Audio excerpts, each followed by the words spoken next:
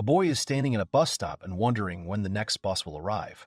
Suddenly, he notices something and turns his head with interest. He excitedly shouts at her to wait a minute. He asks if there is no way he can return to his world. He replies that he was behind her the whole time. Didn't she notice? He says it's funny. She says no, definitely not. Reito immediately apologizes and says that he just wanted to play a prank on her.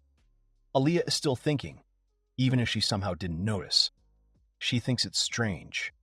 He remembers that door, sits on the bed, and calls Iris. Iris appears and says that while she thinks he's being a terrible child, he was having a blast at the end of the day. She asks him if he used the stealth skill as a joke so she wouldn't notice his presence. He proudly says yes, and that it was actually a lot of fun. He says that because of this miserable class, he was kicked out of the city, as a result of which he moved here with his mother Ayla. He has no idea what will happen next. But one way or another, he got acquainted with this world. In addition, thanks to Iris's help and advice, he has awakened several skills over these 2 years, namely the Observer, which increases the limits of his observation abilities. Iris says that it's because skills are essential to living in this world, and she suggests that he awaken even more skills. Reito says that he has to stay in the mansion all the time, and it's so boring. They don't let him leave the mansion, and the area is surrounded by an iron fence. Reito compares it to a prison. Iris says it's because the facility was originally built to isolate those who needed to be kept away. She says, with a slightly sly smile, that she can't. There is no way to do it. She adds that it can be called a failure. He can consider it an accident. He says that it can't be. She asks him to try his best in the other world. Reito asks her if she thinks he can climb over the fence and go into the forest. She says with excitement that she advises him not to do this. She explains that there are many monsters living in this forest and that it is a very dangerous place. She warns that if the current Reito goes into the forest, the only thing that awaits him is death.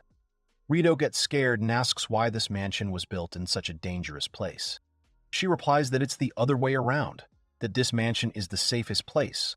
Also that the members of the royal family, Reito and the others, are not exposed to the danger of attacks by dangerous people.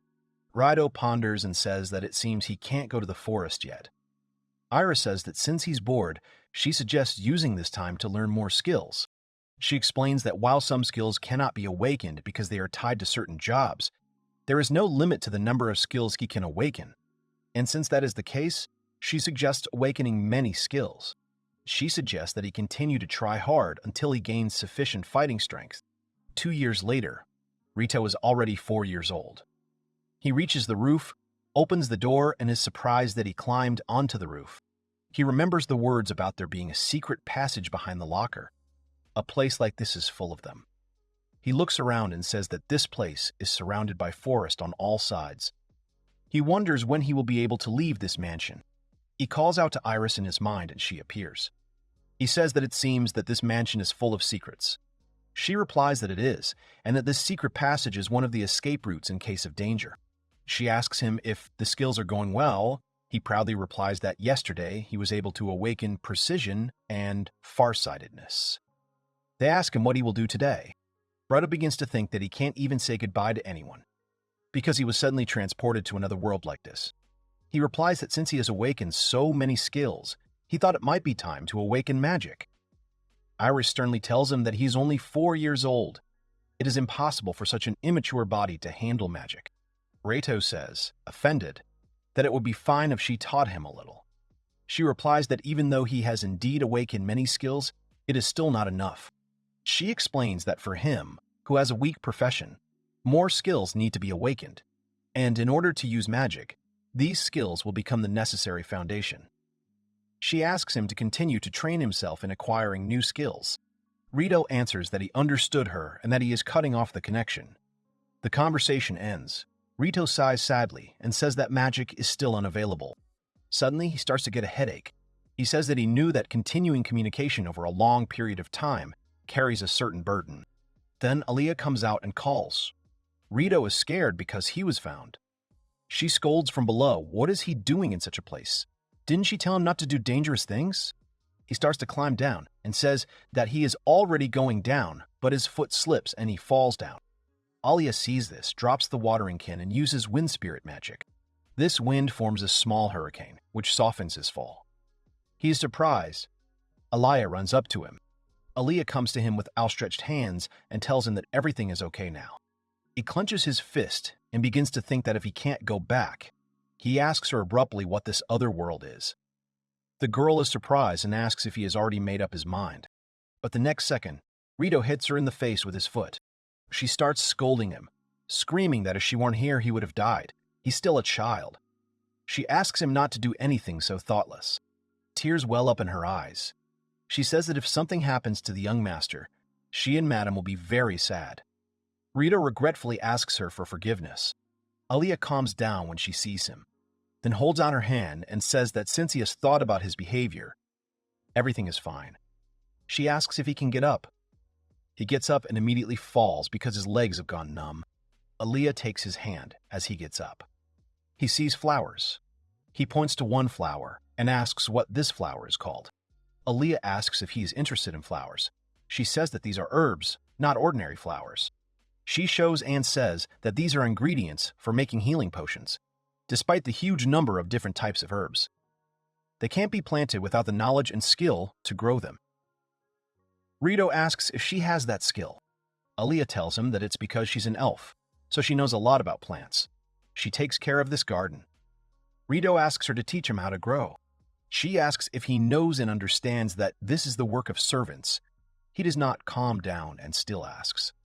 Alia says she doesn't mind, but in return she asks him to stop asking her to show him magic. Reito agrees because he's already seen her, so everything is fine. Alia wonders if that's enough for him. Reito thinks to himself that the skill for growing herbs would be quite useful in his opinion. She waves her wand and says that this is a fantasy world. He doesn't understand and asks again. A year later, Reito turns exactly 5 years old. The butlers and servants congratulate him on his birthday. He sits at the head of the table and thanks everyone. Everyone brings him boxes and asks him to accept their gift. Everyone gives different gifts and Reito thanks everyone. He thinks that everyone in this mansion treats him so well, despite the fact that he is a cursed child. He smiles and thinks that he should be grateful for this. Alia congratulates him and pulls out a small box, saying that it is a gift from her. He takes out a flask from there and asks what it is. She replies that it is a healing potion, which is brewed from herbs that she and the young master grew. Reito thanks her, thinking that the gift is a healing potion. His mother smiles and says that it seems like she's the only one left. She holds out a small chest to him and asks him to take it. She says it's not time to look inside yet. Reito doesn't understand her. She says she was originally going to give it to him when he becomes an adult, but she thinks it's worth giving it to him now. She says that until he grows up, she will keep the key with her, and until then, she asks him to keep it and cherish it. Reito feels that the atmosphere is different from usual. It is true that in this world, a person is considered an adult when he reaches 15 years of age. Reito looks at the chest and says that he has to wait 10 years, although he can ask Iris what's inside. He closes it and says he'll put it aside for now. He digs around in the garden with a plant and exhales. He says happily, wiping away his sweat, that he has grown many herbs. Alia calls him and asks if it is not time to rest. The girl asks him if he likes RPG games. In this world, there are real monsters and different races like gnomes and elves. They are enjoying a pie in the gazebo. Alia says that, considering everything, it is surprising that he tirelessly takes care of the herbs every day. He replies that it is because growing herbs is fun. He says he wants to grow more different types of herbs, and she awkwardly says he's trying hard. Then she says in a more cheerful voice to let her reward him for his hard work. She asks if he wants to learn an elven game. She played it a lot as a child. Reito asks about the game with interest. She tells him that the rules are simple. He will win if he can stay inside the triangle without going out of it. She will make it difficult for him by trying to push him outside the triangle, so he must be careful. Reito stands inside the outlined triangle. Alia tells him not to worry, because the one trying to push him out has no right to physically touch him, and no objects can be used either. However, she can use magic. Oni uses magic to direct wind at him, causing him to fall backwards. She comes up and holds out her hand, saying that this is how the young gentleman lost. She asks him how he likes this elven game. He says that he can't do anything about it. She uses magic that she didn't want to show him. He calls her a child. She indignantly asks what he's talking about, since she treated him so easily. Suddenly, Reito remembers something. He gets into a triangle again and asks her to try again. Aliyah is surprised and says she doesn't mind. Reito at this time thinks that this game can serve as a special training. She uses magic. He falls again. A new game begins and everything continues as before. Then she looks at him and adds something else. When he gets to the other world, his body will be rebuilt. Covered in bruises, Reito stands up, breathing heavily, and asks Aliyah one more time. She asks him to stop there. She asks him his forgiveness for unexpectedly blowing him away the first time. Reito asks her one more time. She screams and says that this is the last time. She directs the wind, and this time Reito stands firmly on his feet. She thinks to herself that after the first gust he can gradually divert the wind. He continues to stand steadfastly. Aliyah says that he is persistent, so she directs a wind with special power at him. Suddenly, a window appears in front of Reito, notifying him that the combat skill Circle Block has been learned. He rejoices, waves his arms, and directs this wind back to Aliyah. She loses her balance a little and screams. Reito screams and is happy that he succeeded and that he was able to reflect the wind. Aliyah, shocked, asks what just happened. Reito explains that he was trying to see if he could awaken the Circle Block skill. She is surprised to hear that this skill is awakened by fighters. Reito asks if that is strange. Aliyah shouts that it is very strange how a young master with a miserable profession can awaken such skills. Reito can't believe his ears for a moment. Aliyah immediately understands what she said, immediately hugs her and says that she's terribly sorry, and that she does not understand why she said something like that. Reito is surprised by her words. He tells her not to worry about it. If she continues at this pace, her clothes will get dirty too. He screams in surprise, "What does this mean? What will happen to his body?" She replies that his soul and memories will remain intact. It is very important that his body adapts to another world. Aliyah starts to cry and says that she is very sorry. Reito understands that Aliyah did not mean anything bad. He also understands that she does not look down on him. But he also understands that it is difficult to change his situation. Aliyah continues to cry and say that she is terribly sorry and asks for forgiveness. At night, Reito talks to Iris and says that in the end, Aliyah treated him well because he is the king's only son. Iris says that although it is terrible, it is quite understandable that if he loses his current position, then no one will vouch for their lives. But it doesn't matter what happens, because she will always be his ally, so she asks him not to worry. Reito falls asleep. Reito recalls what Aliyah said about how it was very strange that a young master with a lowly profession could awaken such skills. Reito sighs sadly and calls out to Iris again while sitting by the bed. Iris says she doesn't mind giving him advice, but does he mind? Reito says honestly that he's still upset, but he's thinking about something else right now. He looks up and says he needs to get stronger as quickly as possible. Iris says they'll move on to the next step then. Reito happily asks if by the next step she means magic. She sternly replies that she doesn't, and that at the moment he still can't use magic, but they should learn the skills that match his profession. Reito doesn't understand. Iris says she's going to teach him alchemy. She explains the basics first. The ability to change one type of metal into another is transmutation. He starts to writhe and asks how this could have happened. Suddenly feels something and does not understand what is happening to his consciousness.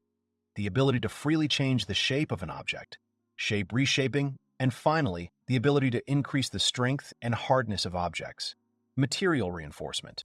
She says that he needs to learn these 3 skills. Reito is surprised that he needs to learn 3 abilities at once. She tells him with a smile not to worry.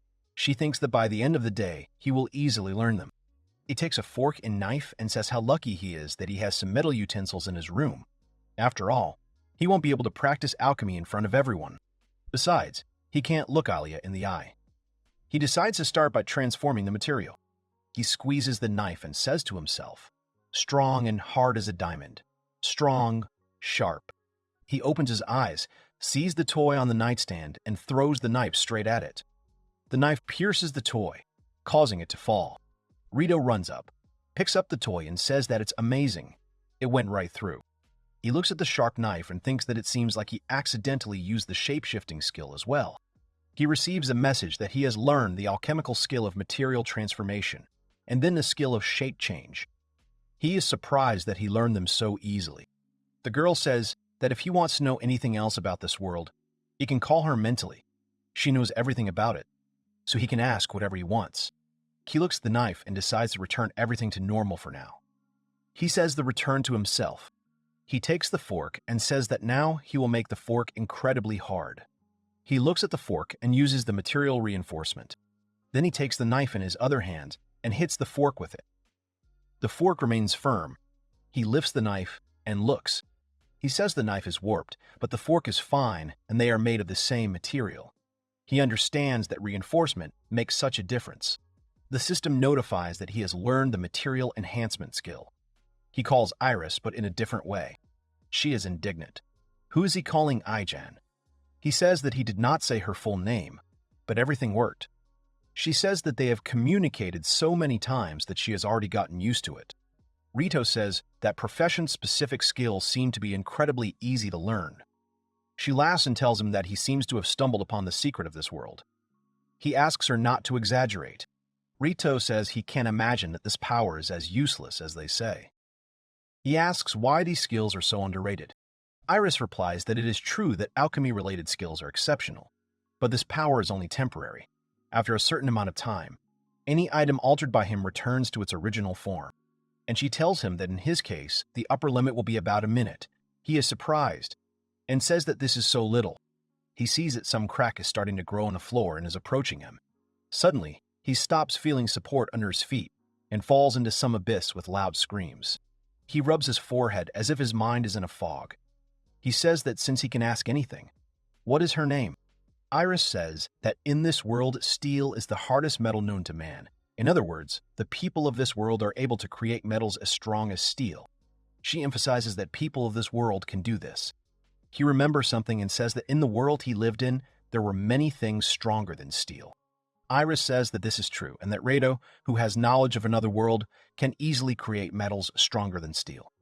Reito happily says that then it is a wonderful profession. Iris says that, however, magical metals are common in this world, and they are much stronger and more durable than steel. In addition, alchemy is based on magic, so the physical abilities of alchemists are weak. In other words, even if he can make a strong sword, he will not be able to use it. Reito thinks to himself that the transformation of materials turns out to be much weaker than he thought. And what about the change in shape and strengthening of materials?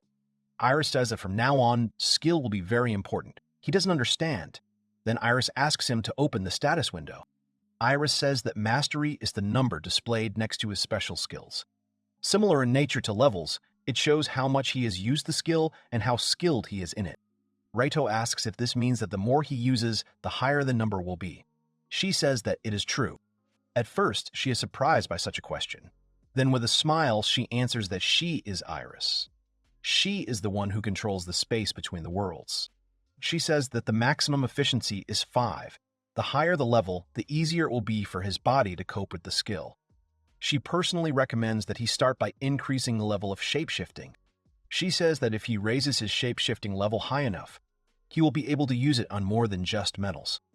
He says that he understands. Then, he sees that his material conversion level has already grown to 5. Iris says that it's because he used his knowledge from another world. Reito wonders why this transformation is needed at all.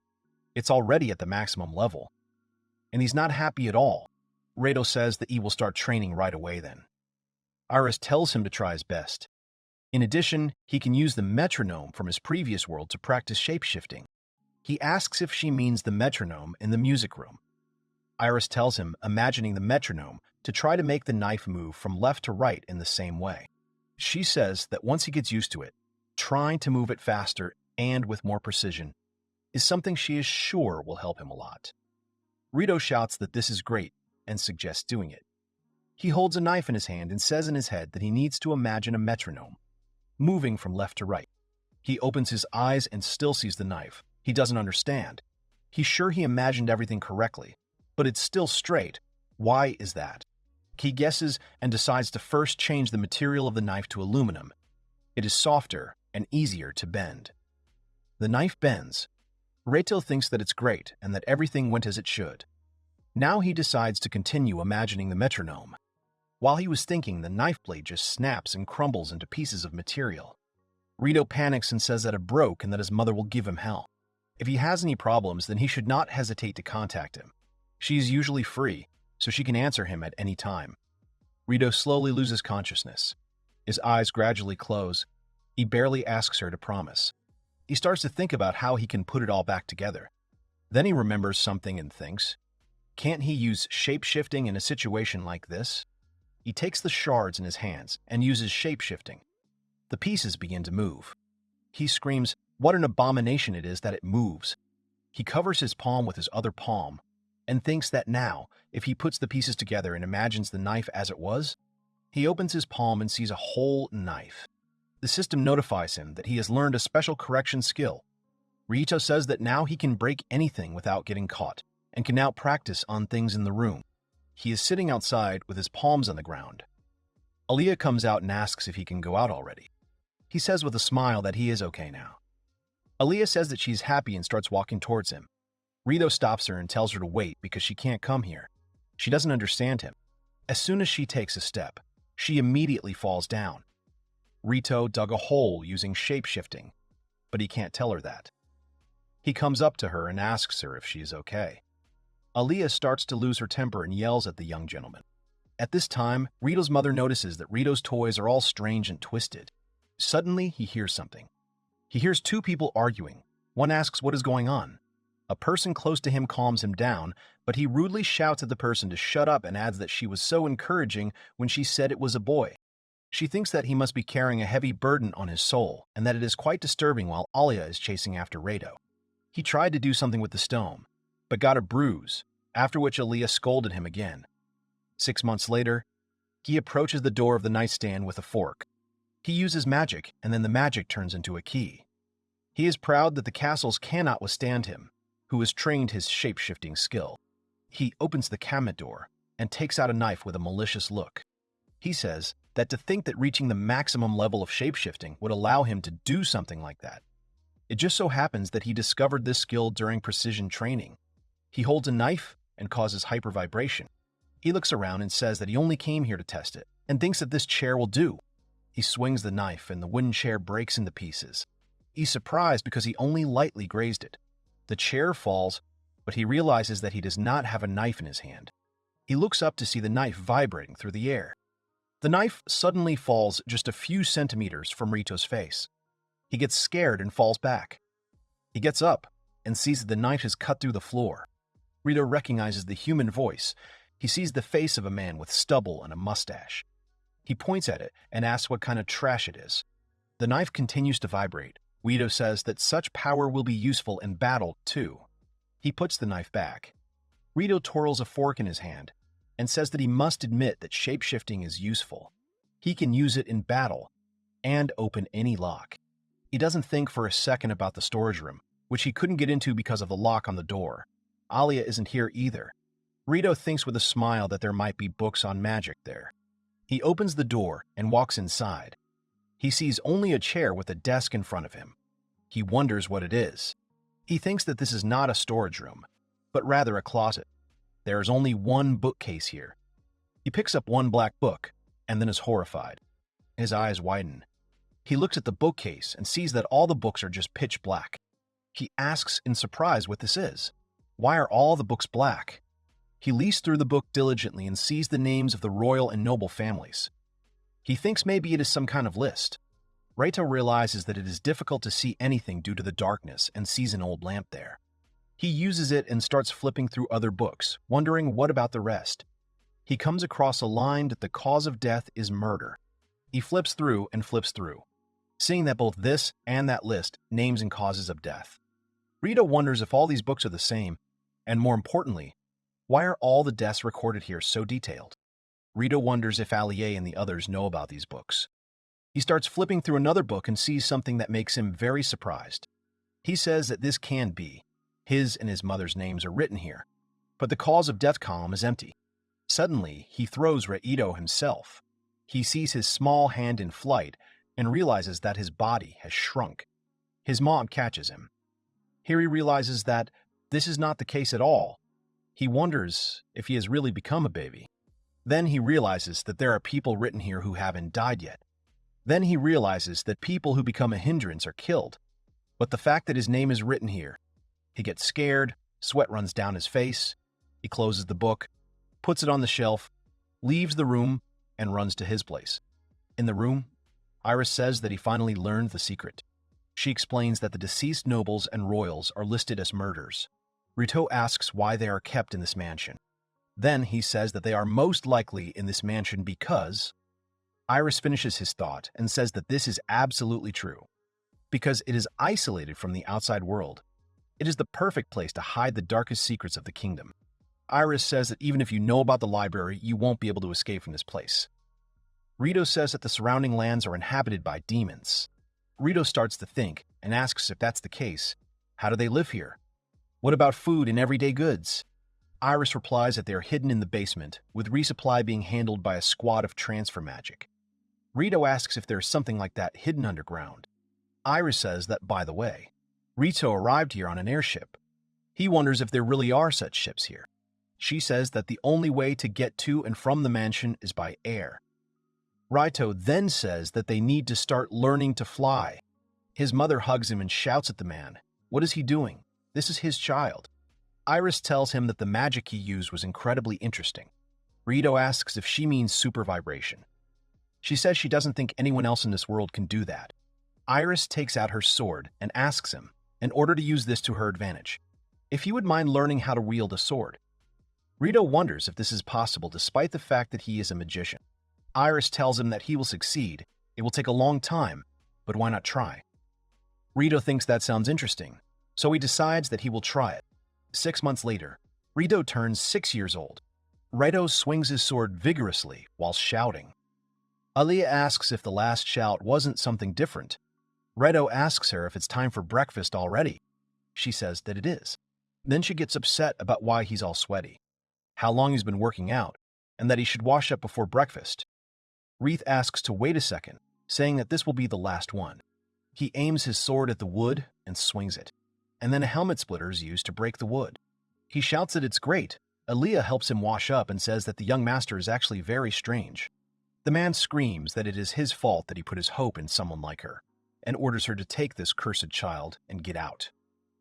The girl, in tears, obeys him, says goodbye to him, and finally says that she loved him very much. He only rudely shouts that this is enough, so let her disappear from his sight. She wipes his shoulders and says that she has never seen a mage learn swordsmanship. He screams that he is cold.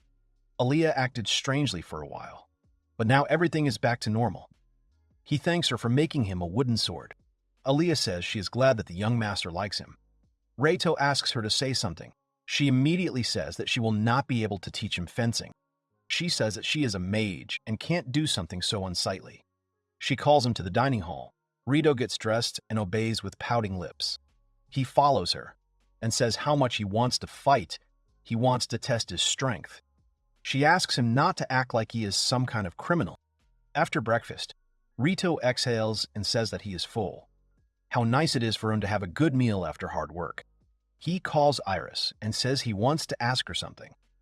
He calls her in his mind by another name, and she comes and asks him what he's thinking about. She asks him with a red face how he can address him like that. Reito says that the inhabitants of this world might not understand. Iris says that she is a goddess. All the worlds are in the palm of her hand. She knows a lot about the world from which Reito came. She proudly says that, by the way, he seems to take his sword training seriously. Reito says that he got swordsmanship and helmet splitting, but he can't seem to improve it. It feels like he's stuck. Iris says that it will definitely be difficult to practice in the future if there is no suitable opponent. A girl on a hot air balloon plane with a haggard face asks a soldier where he is taking them. He apologizes and says that they cannot answer her. After some thought, she says that until he finds a suitable opponent to train with, she suggests that they learn a new skill together. Reito happily says that he thought about it too. He asks what skill they should learn next. Iris says that in that case, since he can't wait any longer, she suggests that he start training in magic. He didn't expect this, he screamed sharply. And then he smiles widely, realizing her words. Iris says that even though she thinks it's still a bit early, Reito continues to yell at her to quickly teach him magic. Iris says he'll have to wait. Rito starts crying and screaming that no way, and if she doesn't teach him magic, he'll never ask her for help again. Iris says he's turned into a baby. Iris says that if he stops talking to her, then how can she teach him magic? Rito suddenly realizes this and stops crying. Iris suddenly puts on a witch uniform and suggests that they begin their magic lessons. Rito looks and says that for some reason Iris seems different to him than usual. Ta laughs and says that it's because she's in a good mood. She explains that Rito's main role is support magic. Roughly speaking, he uses his magic to support his allies, and there are 3 types in total.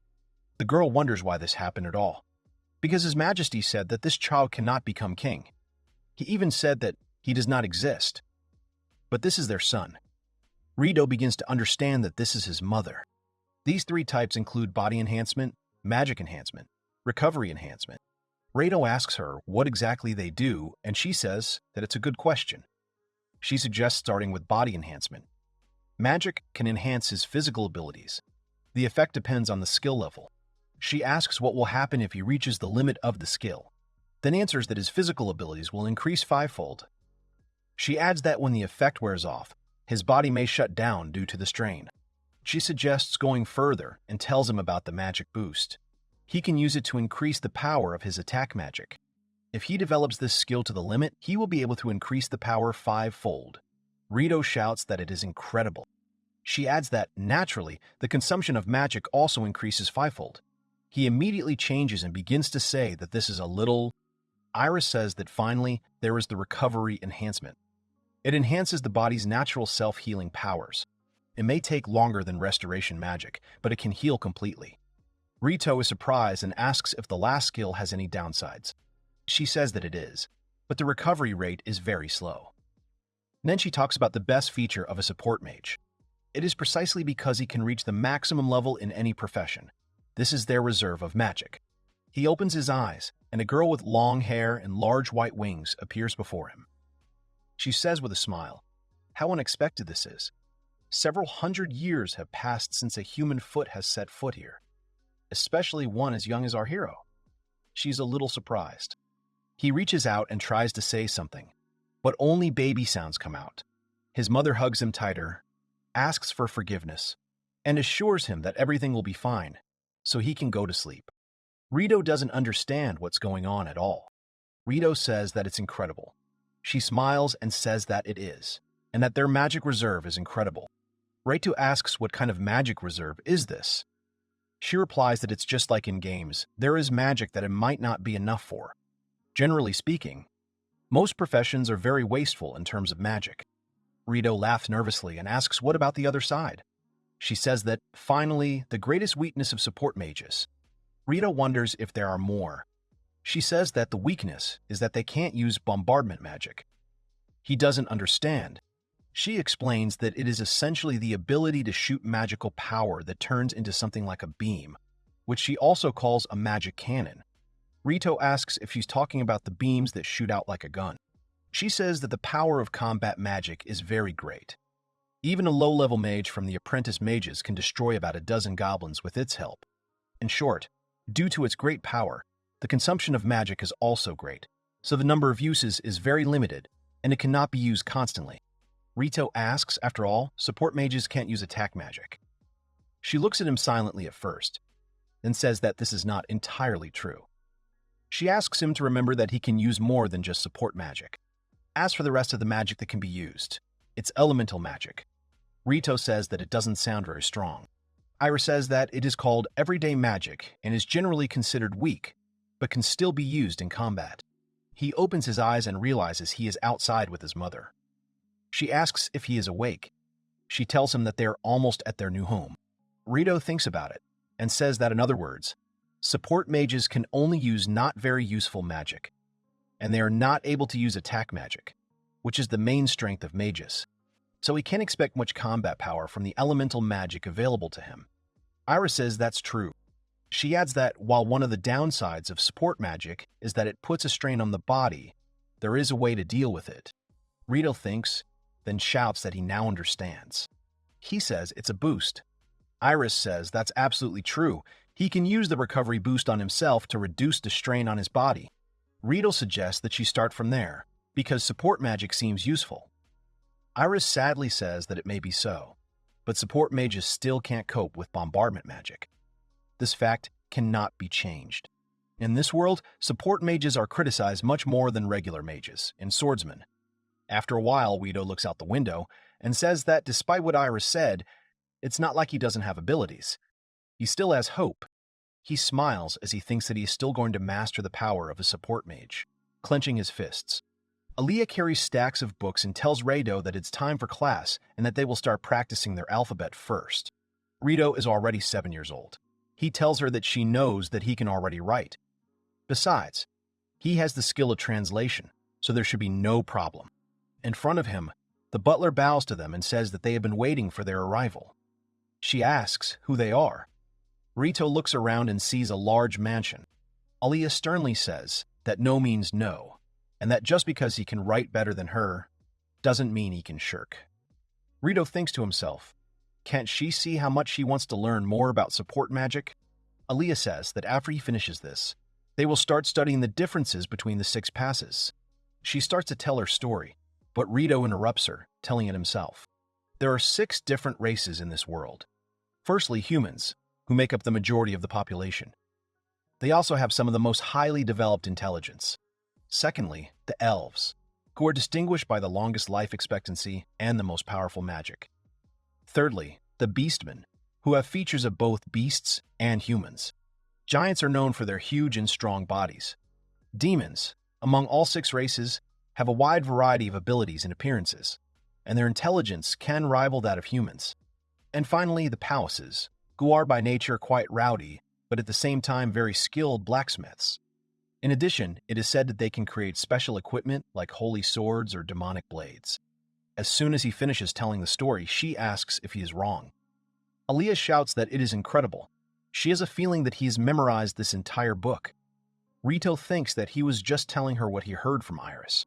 Aaliyah says she is so glad he is giving his all to his studies. She suggests they continue studying the history of the kingdom. This is not what he wanted. Reito says how boring it is. When will he find time to train at this rate?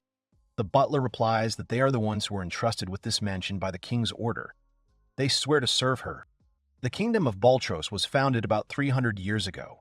It is a human kingdom, known as the largest state formation in this world. Apart from humans, only giants, beastmen, and elves founded their own kingdoms. Be that as it may, in the past the 6 races waged a brutal bloody war. However, King Baltros, his great ancestor, was able to form an alliance with the other races and put an end to the war once and for all. Reito is surprised and says that this is the first time he has heard of this. Aaliyah enthusiastically says that the blood of this great man runs through his veins. Family ties with a great man. Does he know? Do not make him great a priori. Then she falls silent, realizing again what she said. Reito sadly says that besides, he won't let him be called part of the royal family anyway. Aaliyah regretfully apologizes to him again. Reito stands up abruptly and says that he didn't mean it that way at all. He remembers something and asks if she can use elementary magic. She doesn't understand at first and asks if he means everyday magic. He says that it is. He asks if she can show him. He wants to see what it is. Aaliyah thinks about it and thinks that it won't be a problem if the master uses everyday magic. Aaliyah says more confidently that she doesn't think it can do any harm. She agrees. Reito is happy and says that it's amazing. Then she suggests starting with a short lesson in magic. He is indignant that there will be another lesson. She says that in their world, magic is divided into 7 elements, and one's affinity for an element is determined mainly by one's race or profession. For example, humans are better at fire magic, while elves like her are mostly affinity for wind magic. She asks if His Majesty has really fallen in love with this child. He replies that he doesn't know. They take care of children like her, so she shouldn't worry. By the way, the elements also have compatibility with each other, and the power of magic can depend on the presence of compatibility. Of course, one can increase one's mastery of elementary magic through training, but since it is rather weak, it is not considered combat magic at all. She asks him if he understands everything. He mumbles weakly that he understands. Aaliyah says that's great since they're done with the theory. She asks how about she shows him the magic in action. She says that to start, she will show him the basic wind magic that the elves do best.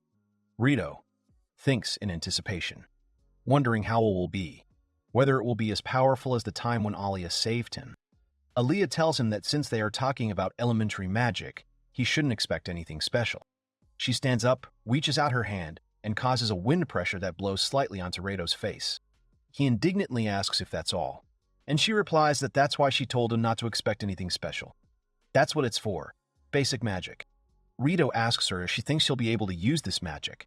She says that if you think about it, they've never tested what element the master has an affinity for. The test will be very simple, but in her opinion, this will be enough for now. She tells him if he sees, even though she said that people usually have an affinity for fire magic. Sometimes children are born with an affinity for wind magic. She asks why he doesn't try to repeat what she just showed him. She shows him that he should stretch his arms forward like this. He tells her that no one here will oppress him. The girl breathes a sigh of relief and says that this is good. Reito thinks to himself, what does this mean, children like him? He repeats after her and then asks if he just needs to say the spell now. He calls up wind pressure. The system notifies that the combat skill wind pressure has been learned, after which his wind blows away everything in its path. All the books flew. They both freeze in place. After a silence, Aliyah immediately asks what kind of magic it was. Reito says that she didn't tell him that even elementary magic could be that powerful. She says that usually such power cannot be achieved even with the tendency, but this magic was not inferior in power to hers. Reito says that now he wants to see other elements. She says that she is sure that the lady is capable of using fire magic. He runs out of the room and says that it's great and that they'll see each other later. Aliyah yells at him to stop because his lesson isn't over yet. The door slams in front of her. He approaches his mother. She asks what he is doing here. Shouldn't he be in class? Reito asks her if she can show him her basic fire magic. She asks him again. Reito says that they're just going through this in class. She says that she understands it, and that there is nothing to be done about it, and that it is very good. The butler asks her to follow him, and that they have already prepared a room for him. Reito falls asleep. She raises her hand and summons a fireball. Fire begins to burn above her palm. Reito watches in shock. The fireball starts flying around the room. She says she can even move it. Reito says that it's great and that it's his turn to try it. He holds out his hand and summons a fireball. The fire also lights up right above his palm. He shouts that he did it and that it's amazing. His mother asks in surprise if he can use it too. She thinks he managed to create such a big fireball on the first try. He blows on the fire and says that it is so difficult to make it move. He turns to his mother. She says that it probably is, but a second later, he manages to control the fire. His mother looks at him sadly. Reito thanks her for her time. She says that he can come any time and asks him to try hard in his studies. He runs away, the mother thinks. Who would have thought that at such a young age he would be able to handle such magic? This child must have an incredible aptitude for magic.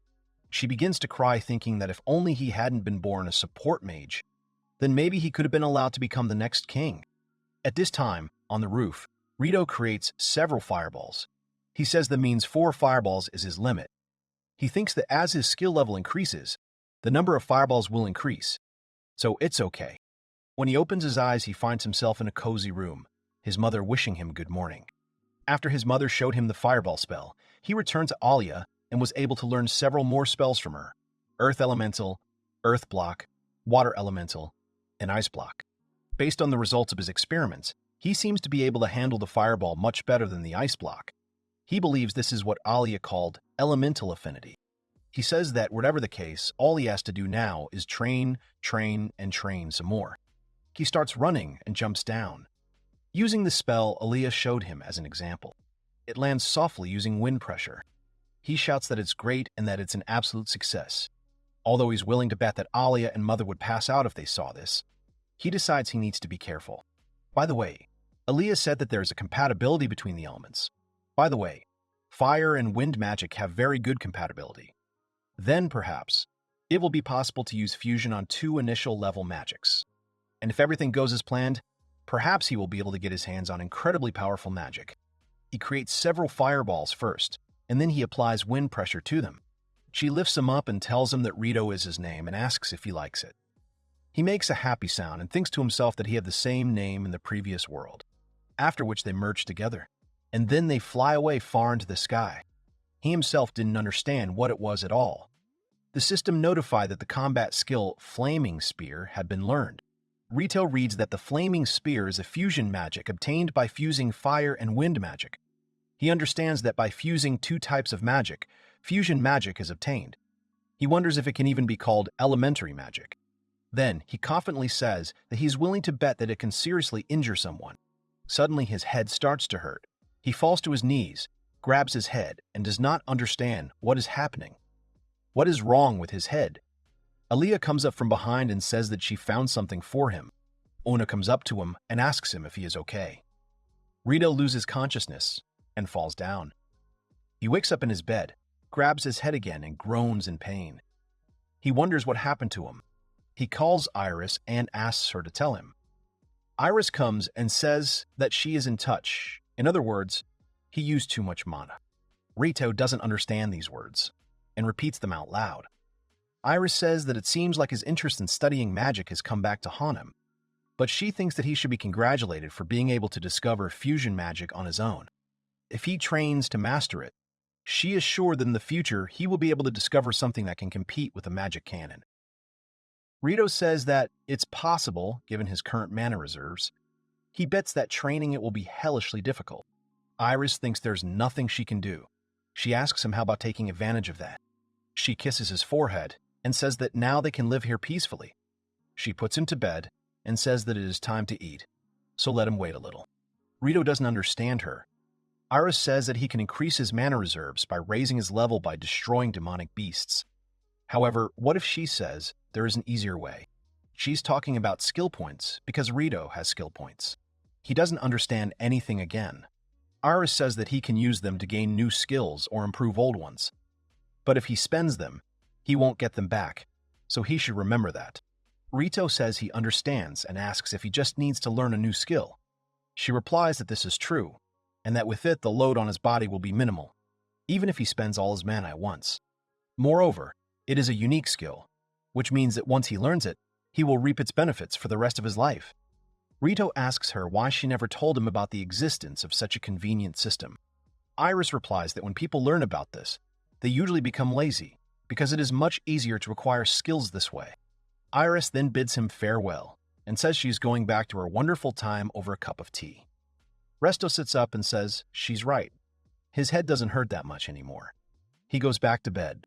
He thinks that it is from her, the power of the unique skill. With such power in his hands, he will be able to train as much as he wants, even if it takes more time. But here we go again. Training support magic and training fusion magic. So much to do in so little time. But for now, in his opinion, the most important question remains how to throw Aliyah off his back, so that there is more time for training. The boy opens his eyes wide and wonders with admiration if this is really a person, then he thinks it is an angel. Reito muses that he seems to have safely traveled between dimensions. There is still a lot he doesn't know. He remembers Iris saying that he can ask her if he has any questions. It's been 8 years since his reincarnation, and about 6 months ago, Aliyah revealed that her profession is actually a swordsman. They fight with swords. Aliyah says that he is too naive. From that day on, she began to teach him how to use a sword. He jumps and swings his helmet splitter. It misses. Aliyah dodges the blow with ease. She tells him not to rely too much on his fighting skills. She puts her sword to his throat. She says with a smile that this is her 387th victory out of 387th fights with him. Reito falls back, sweat pouring down his face. Aliyah tells him that when using a combat skill, the body moves predictably, so that he will be left open when the opponent dodges him. She extends her hand to him and says that she will do it again. His swordsmanship is improving at a rapid pace. She is sure that now he is not inferior in strength to a novice adventurer. She says she means people associated with the Adventurers Guild. Well, basically they are jacks of all trades. They are known for doing everything for money, from slaying monsters to guarding cities, collecting medicinal herbs, and even helping with household chores. Reito is surprised and says that he had no idea that she knew so much about adventurers. Aliyah says with a smile, well, what can she tell her? In her youth, she was one of them. Reito is very surprised by this. He asks if this is true, and she replies that she was very fortunate to meet the mistress when she was C rank, so she gave up her life as an adventurer and became her servant. He closes his eyes and decides that he needs to mentally call her and says her name. Then she comes out, says hello, and asks if he can hear her. Reito gets scared and screams. Iris says that it seems that he was reborn as a human baby quite successfully. Reito asks if adventurers really have a ranking system, and she replies that of course they do. She explains that the highest rank is S, followed by A, B, C, and so on down to the lowest rank, F. Incidentally, there are currently only 10 S-rank adventurers in the entire world. Reito quietly asks her if adventurers earn a lot. She sighs and says that he immediately talks about money, and that she would be lying if she said no. She approaches him and says that weak adventurers usually don't live long. He gets scared and asks if it's true. He thinks it would be great to be able to freely develop his abilities. He's used to working with skills and all that, and he can confidently say that the number of skills available to him has increased significantly. In fact, he has learned over 50 skills over the past 8 years, and he bets he has learned over 20 this year alone. I mean, Iris certainly said that learning the skills would be much easier once he understood the principle. But who would have thought that he would learn the cutting skill just by looking into the kitchen? He thinks that he wouldn't complain if he got more convenient skills like cooking. But the young master's forbidden to go near the kitchen. He wants to say what good is the skill of cutting up if he can't cook anything. His stomach starts to rumble. He gets out of bed and says his stomach is growling, and he wonders if there's anything left in the dining room. Reito looks around in fear and doesn't understand where the voice is coming from. Iris laughs and asks if he's surprised. He goes to the dining room and finds some apples. He takes a bite and thinks that Iris said that there's a teleportation magic circle in the basement. He opens the closet and sees steps. He wonders where they lead. He goes down the steps into a dark basement. He sees a tightly locked door in front of him. He suspects something and immediately calls Iris. She appears and says that she is in touch. He tells her that he found a door under the dining room that he had never seen before. He asks her if he knows what room it is. Iris tells him that it's an armory, but he doesn't understand what it is. Iris says that even though she called it an armory, it's actually where poisons and murder weapons are stored. Reito gets scared and asks why such dangerous things would be stored here. She replies that it's simple. She says it's so that the royals here, who are deemed useless, can be disposed of without much difficulty. Reito becomes even more frightened and asks what he means by get rid of her. Iris tells him that since it has come to this, she feels she has to tell him everything. She says that there's a murderer among the servants living in this mansion. Reito's face begins to darken. Iris says that when the kingdom decides that his existence is more trouble than it's worth, they will send her an order to get rid of him on the spot that very hour. She says not to worry. They are in communication mode now. Time has stopped, so there will be no problems even if the conversation takes a long time. Reito is fixated on the fact that the killer is a woman. He thinks that it can't be because there is only one girl among the servants living in the mansion. He asks Iris directly she is lying. Is it really Aaliyah?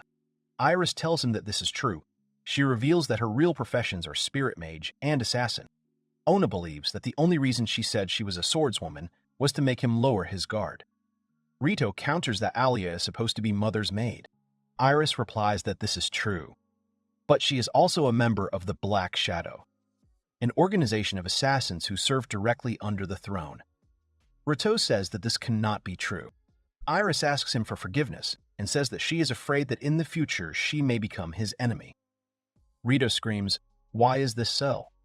There is no reason for her to become his enemy." Iris says that unfortunately, it will happen. The thing is that the king's first wife, the queen, will give birth to a boy in 2 years. Then Reito will lose his right to the throne as the only heir. When that day comes, the king will surely give her the order to make Reito disappear from this world. Reito feels completely dark and alone. Later, he sits on a chair at the table and continues to drift in thought. He just can't believe that Aaliyah is a murderer. But Iris has no reason to lie to him. He wonders what now? What should he do now? At this rate, he has no choice but to count the days until his death. Then he tells himself to calm down after all. She is not going to kill him right now. If he wants to survive, he needs to leave this mansion. The only question is how to do it. Then he remembers and says that perhaps the journey through the forest will be safer if he takes the barrier stone and the decaying stone from the fence. Reito thinks that's why his body doesn't obey him. He asks Iris where he is now. She replies that in the kingdom where ordinary people like him live, this mansion is located on his territory. He begins to get angry and wonder what he did to deserve this fate.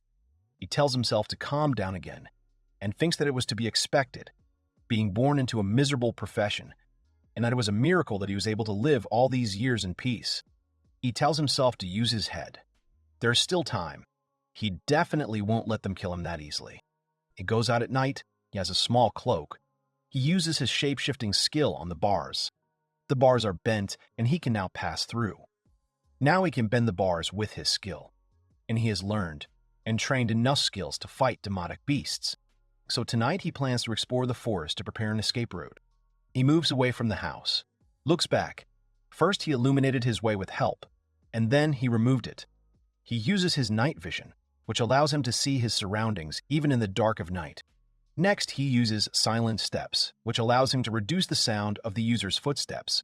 Then, stealth, which allows the user to hide their presence. He goes further and says that now he really wants to get the skill of finding presence. He says, okay. He also jumps with the help of skill. It helps him jump further and higher. He lands quietly. He thinks how ironic it is. Who would have thought that the jumping skill he learned to escape from Aaliyah could be used in such a way? He suddenly slips. Ho manages to react and uses an ice block. He exhales and thinks that it was close. She adds that he was born into a royal family. Reito immediately remembers how his father looked at him with hatred. He looks around and sees a monster. He wonders if it's a goblin. He's got a stick. Reito stands on a tree branch and thinks that it's great that he has the opportunity to experience a real battle. And it's time to try out his new weapon. He reaches out his hand, using the ice block along with his unique alchemist skill. He will create a weapon that suits him perfectly. An ice sword appears in his hands. He jumps right at the goblin before he notices him. He uses the helmet splitter. The goblin manages to raise his stick and defend himself, but the sword cuts the goblin down with ease and he dies. Reito winces at the sight, breathing heavily and wondering if it was a demonic beast. To think that such a creature actually exists in this world. He wipes the sweat from his face.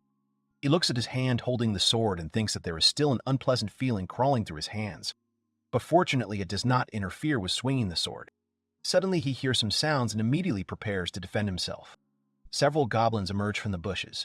Iris now understands that he was born in rather difficult circumstances. His father, the king, disliked him and kicked him out of the palace. Reito is scared at first. Are there really 3 more goblins? They shout at him in their own language and surround him. Reito remembers Iris's words that if he encounters danger, he should run away immediately, and if he feels like things are getting out of control, he should call her immediately. He asks out loud. It seems like he can't escape without a fight. He remembers what Iris told him.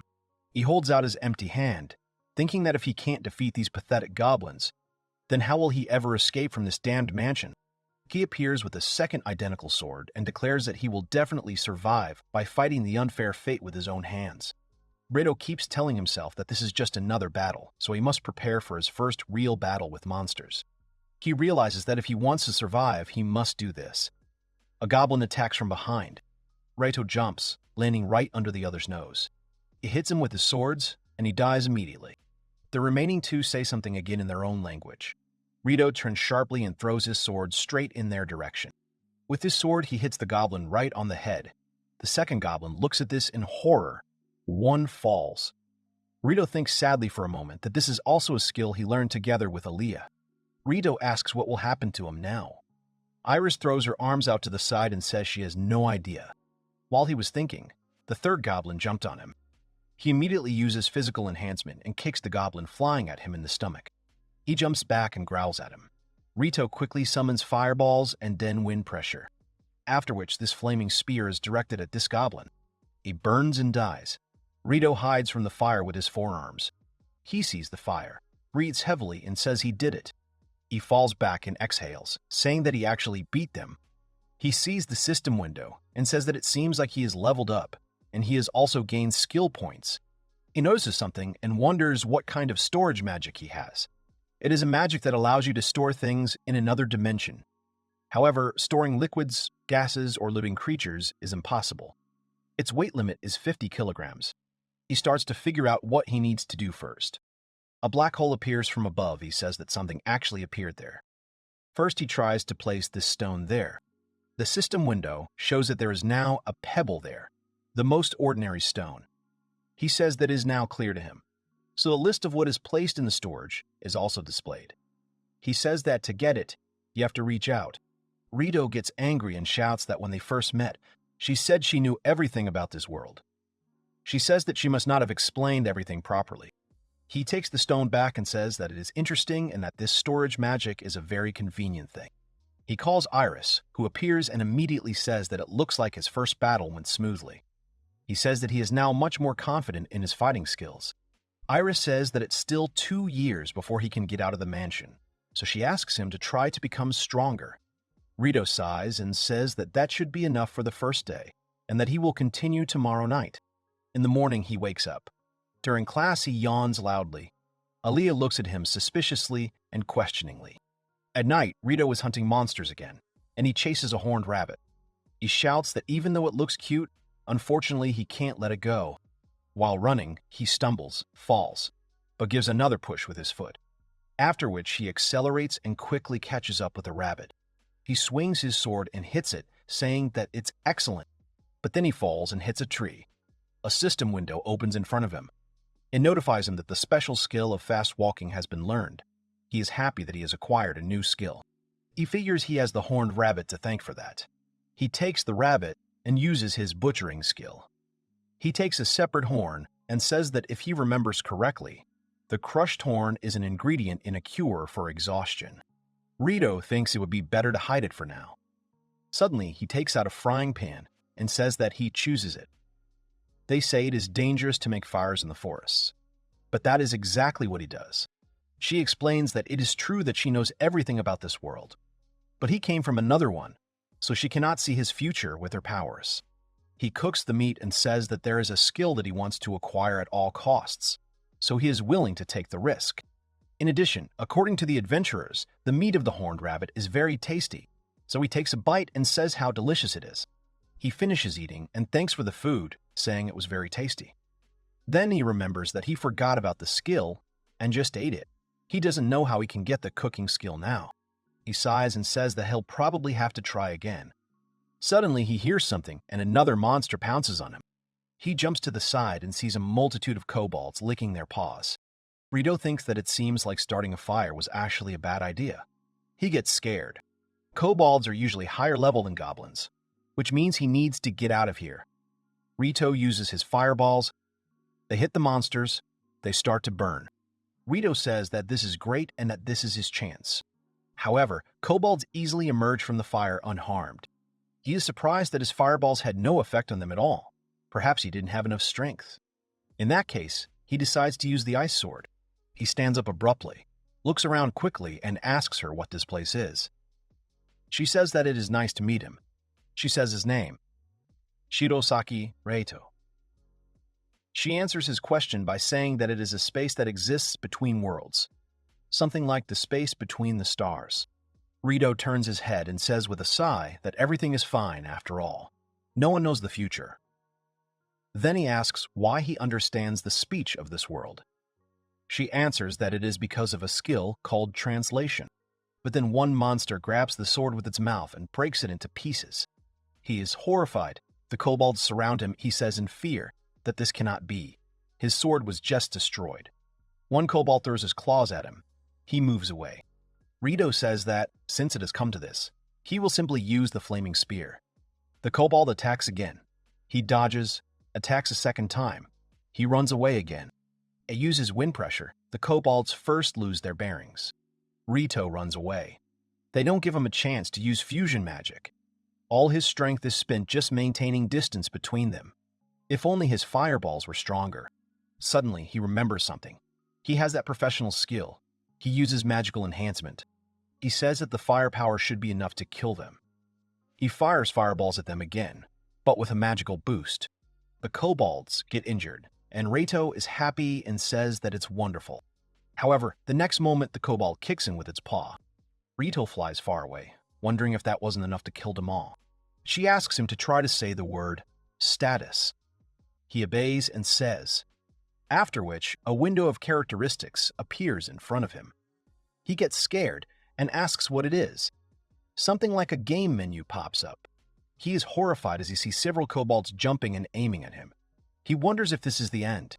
She replies that it is a spell called status. All people in this world can use it. She tells him he can use it to check his status.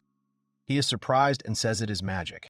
Reito asks if it's because he has the translation skill that he can understand what his mother and other people are saying. She replies that it's absolutely true. Because of that, he doesn't need to learn the language. She asks if he's quite lucky, isn't he? Then she notices something and thinks seriously. Reito tenses up and asks what a profession is. She asks, because when he was born, he was called the cursed child.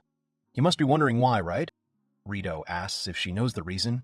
She replies that she does, and that he was kicked out of the palace because of his profession. Reito asks if it's because of the support mage and alchemist. She answers that it is true. Before telling him about his profession, she decided to explain to him the basics of this world. He is told that he lives in the kingdom of Borutoros, which is ruled by his father, King Borutoros XIII. Before this king, there was his father's brother, but he died of illness, after which his father inherited the throne. His brother has 3 daughters, and because the previous queen died, his father adopted and raised them. Basically, this place is between the world he lived in and another dimension. He was banished from the dimension he lived in. That's how he ended up here. Reito asks if the kingdom and the king have the same name. Borutoros, is that true? She replies that it is, according to the laws of the kingdom. The heirs of the royal blood bear the name Borutoros. She then adds that this is not just a name, and that in the future he will become a representative of the crown. Moreover, if the king does not have a son, the dynasty will end. All because, according to the laws of the kingdom, it is ruled by men. That is why when he was born, the king was incredibly happy. The problem lies in his profession. Reito excitedly asks what the problem is. Is it really too dangerous? She replies that it is not. She says that his profession is too weak. Reito gets scared.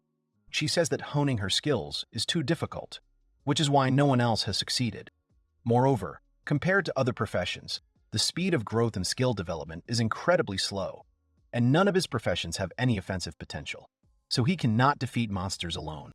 Even if he joins a squad, he will not gain experience, but everything will improve when he grows up. If he tries hard every day and improves his skill, then he will be able to take an active role in the battle. But no one has yet managed to reach this level, so such people have been labeled as having no profession. Reito says that even though he has a bad profession, the king kicked him out of the palace, the heir of royal blood.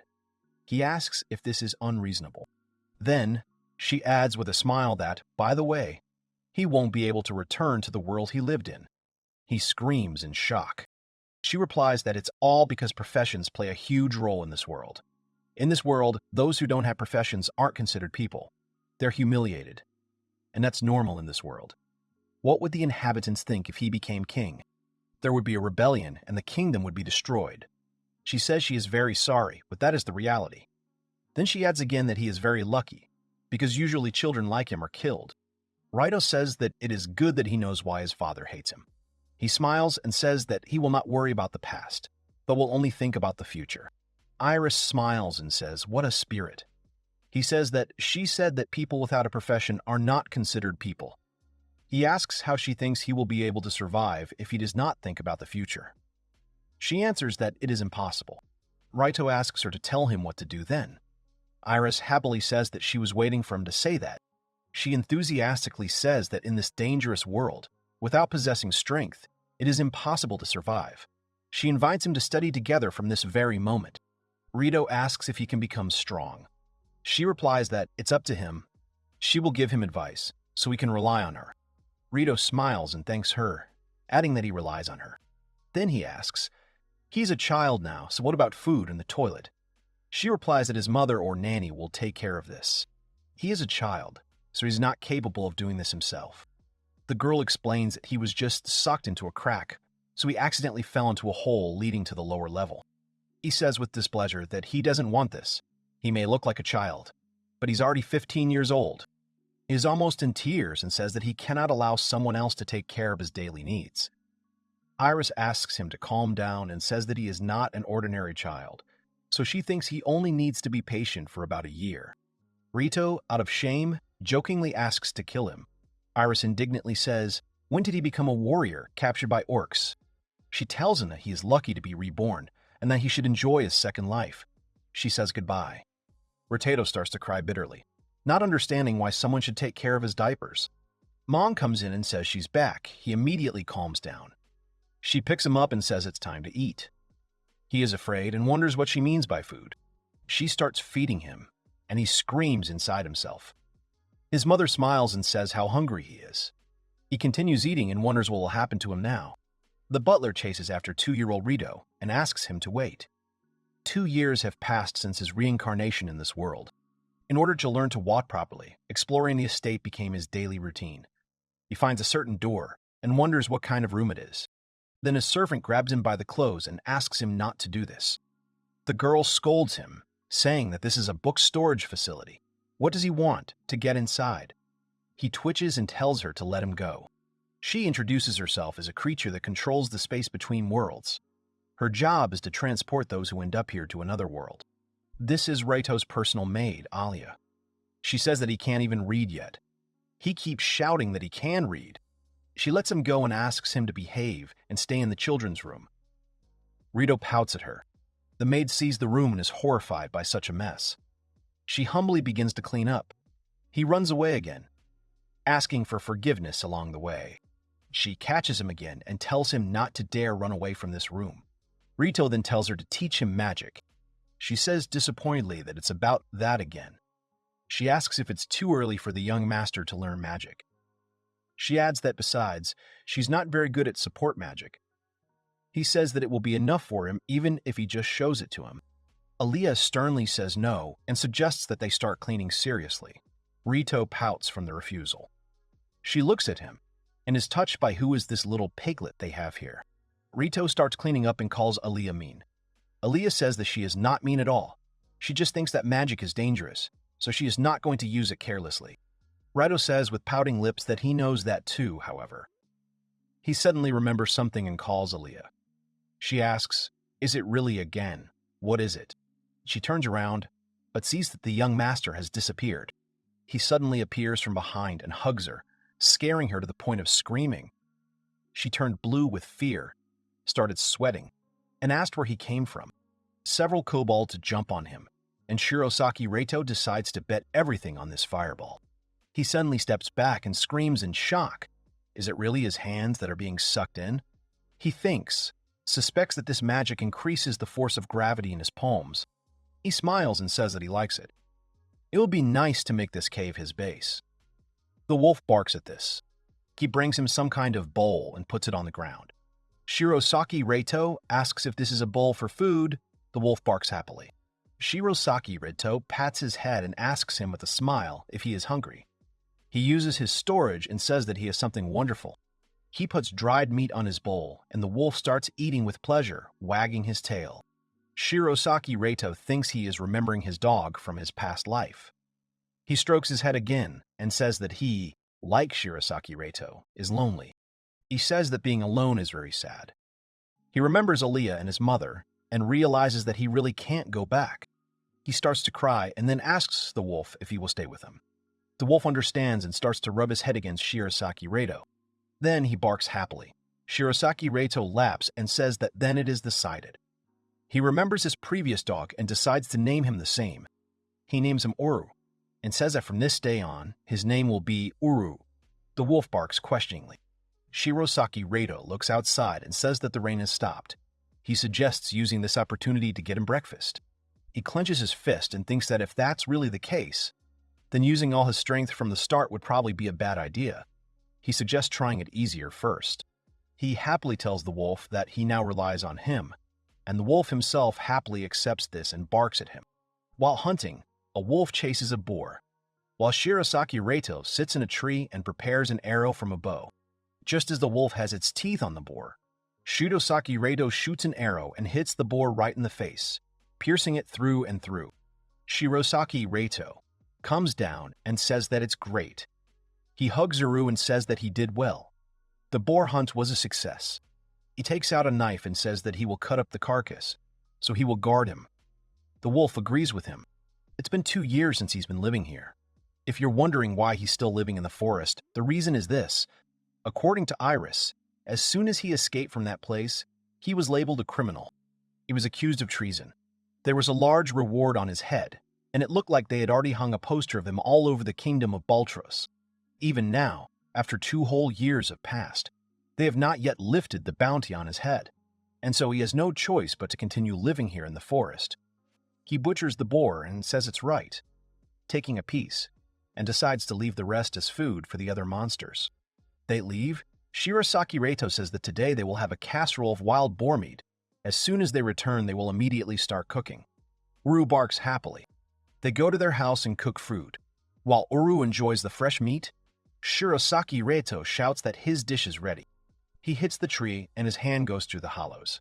He pulls his hand back and doesn't understand what's happening. He starts eating, and after the first spoonful, he says that cooking skills are very useful. Then he says dreamily that if they add miso, he would make miso soup with pork. He keeps thinking, I wonder if he can make miso soup with this skill.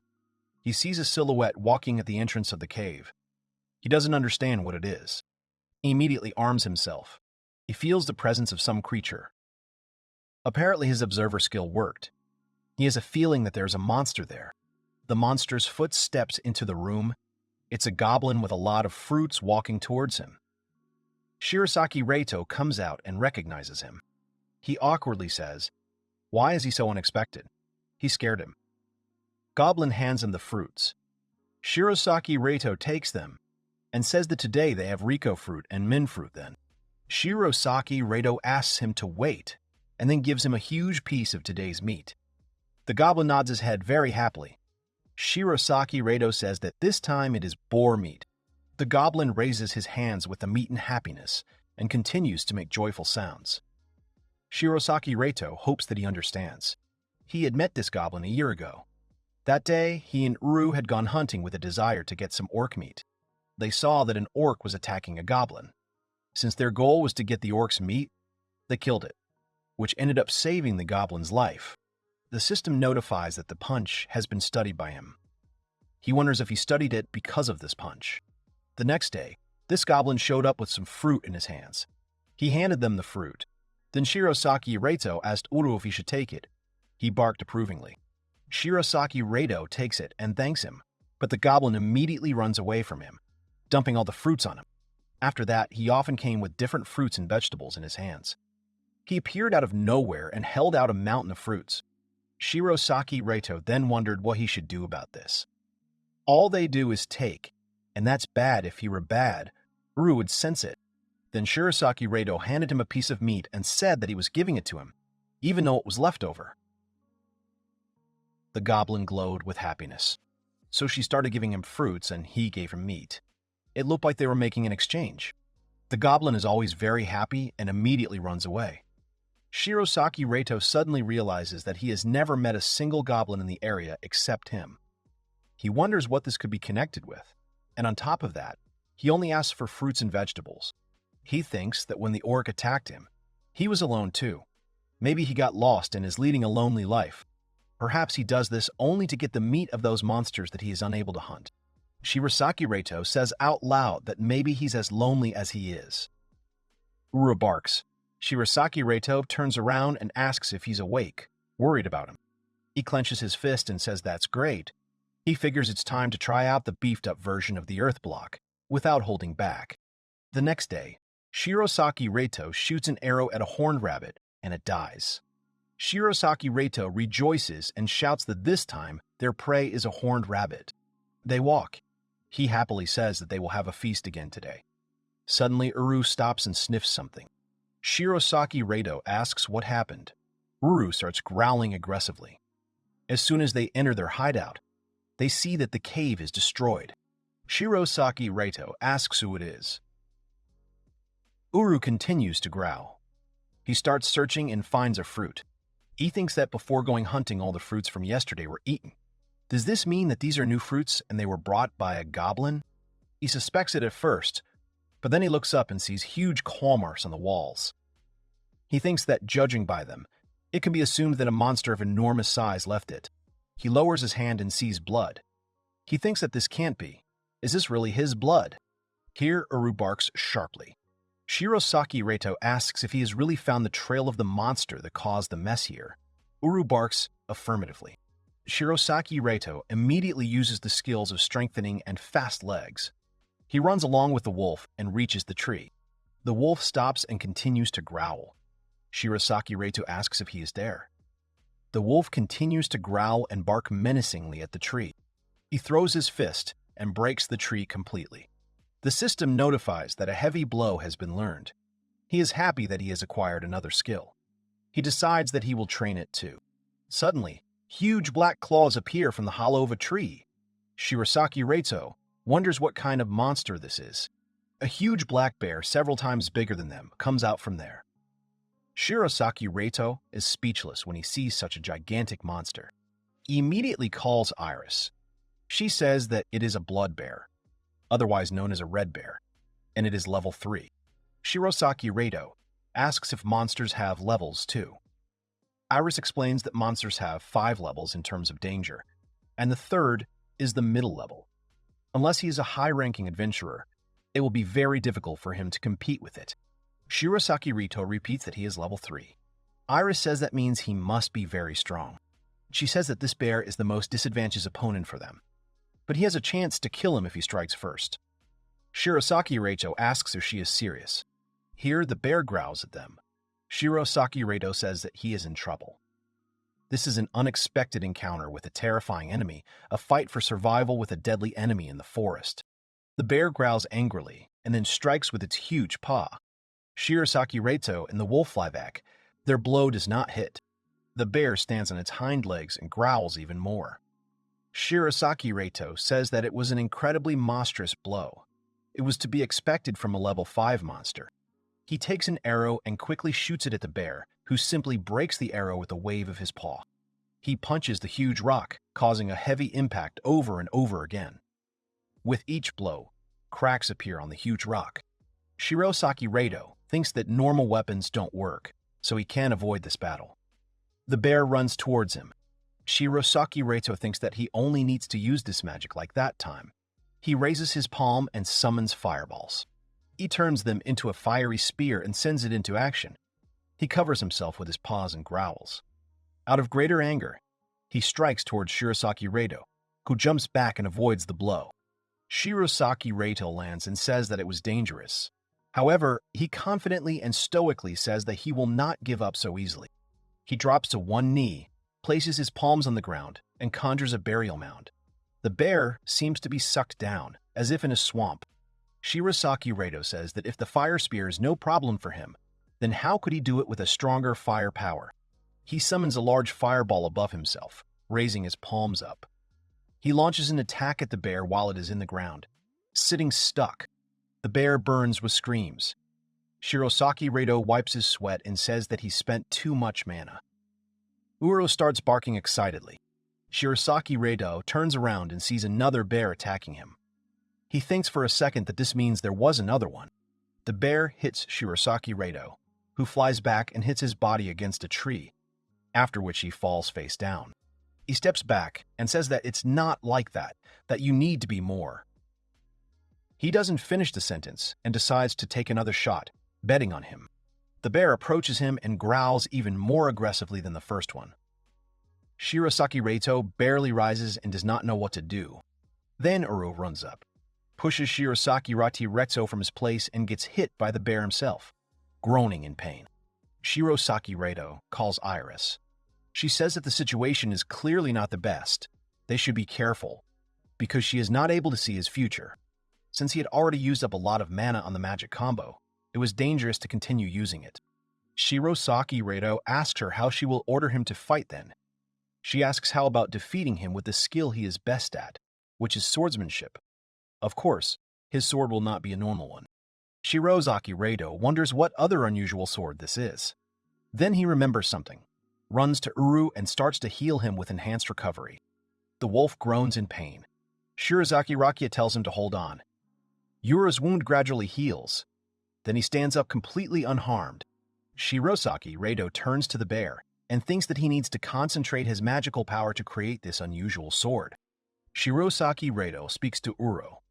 first asking for forgiveness. However, he has a request. Uru confidently barks, agreeing to his request. Shirosaki Reito asks if he could distract him by running around while he delivers the finishing blow. He asks if he can handle it. After this blow, the huge stone breaks into pieces. He stops, breathing heavily. He barks confidently and gets down to business. Shirosaki Reito thinks that Uru's speed should be enough to dodge his attacks. Uru starts running around the bear, who chases him and tries to strike him. Shirosaki Reito concentrates and thinks that he only needs to imagine a sword with greater power and a significant size. A huge ice sword appears in his hands. He gives a command to Uru, who runs away from the bear towards him. The bear approaches them. Shirosaki Reito swings his sword and causes a whirlwind that hits the bear and cuts off its paw. Shirosaki Reito shouts at him that it's the end, because his armor. Then, the bear swings his other paw. Shirosaki Reito didn't anticipate this. Uru intervenes. The blow falls on him again. He falls down without strength. The bear swings at Shirosaki Reito again.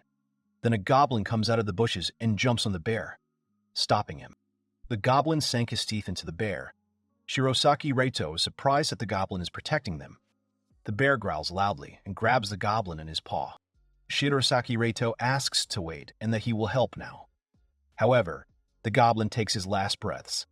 He was simply crushed by the bear's paw.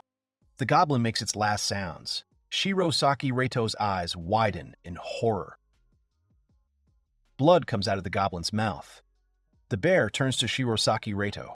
The system notifies him that the special cannon strike skill has been learned. He is surprised and happy at the same time. Shirosaki Reito's eyes are filled with tears, and he is overcome with rage. He runs up and swings his sword, hitting the bear straight on. The bear loses its balance. Shirosaki Reito summons another sword into his hand, jumps on the bear, and strikes it repeatedly without stopping in a fit of rage. Uru runs up to him, bites his clothes, and pulls him away from the bear. Shirosaki Reito stands up, catches his breath. He turns to Uru. The swords fall from his hands. He begins to hug Uru. The wolf's eyes are sad. Uru starts licking his face. Shirosaki Reito thanks him. Shirosaki Reito and Uru approach the goblin's corpse and sit down. Shirosaki Reito puts his hand on him and says that he saved them, and apparently he saved their home too. Uru rubs his head against Shirosaki Reito. Shirosaki Reito takes off his cloak, covers the goblin, and lifts his body. Images of him cheerfully carrying fruit to them pop into his head. Shirosaki Reito breaks down and starts crying, asking for his forgiveness, blaming himself for this, and that he died because of him. The wolf walks next to him in complete silence. In the forest, Shirosaki Reito trains using spinning. The sword falls from his hand because his hand hurts. He breathes heavily, looks at his palm, and says that he is still not strong enough to use his skills with a large sword. Uru approaches him with a horned rabbit in his mouth.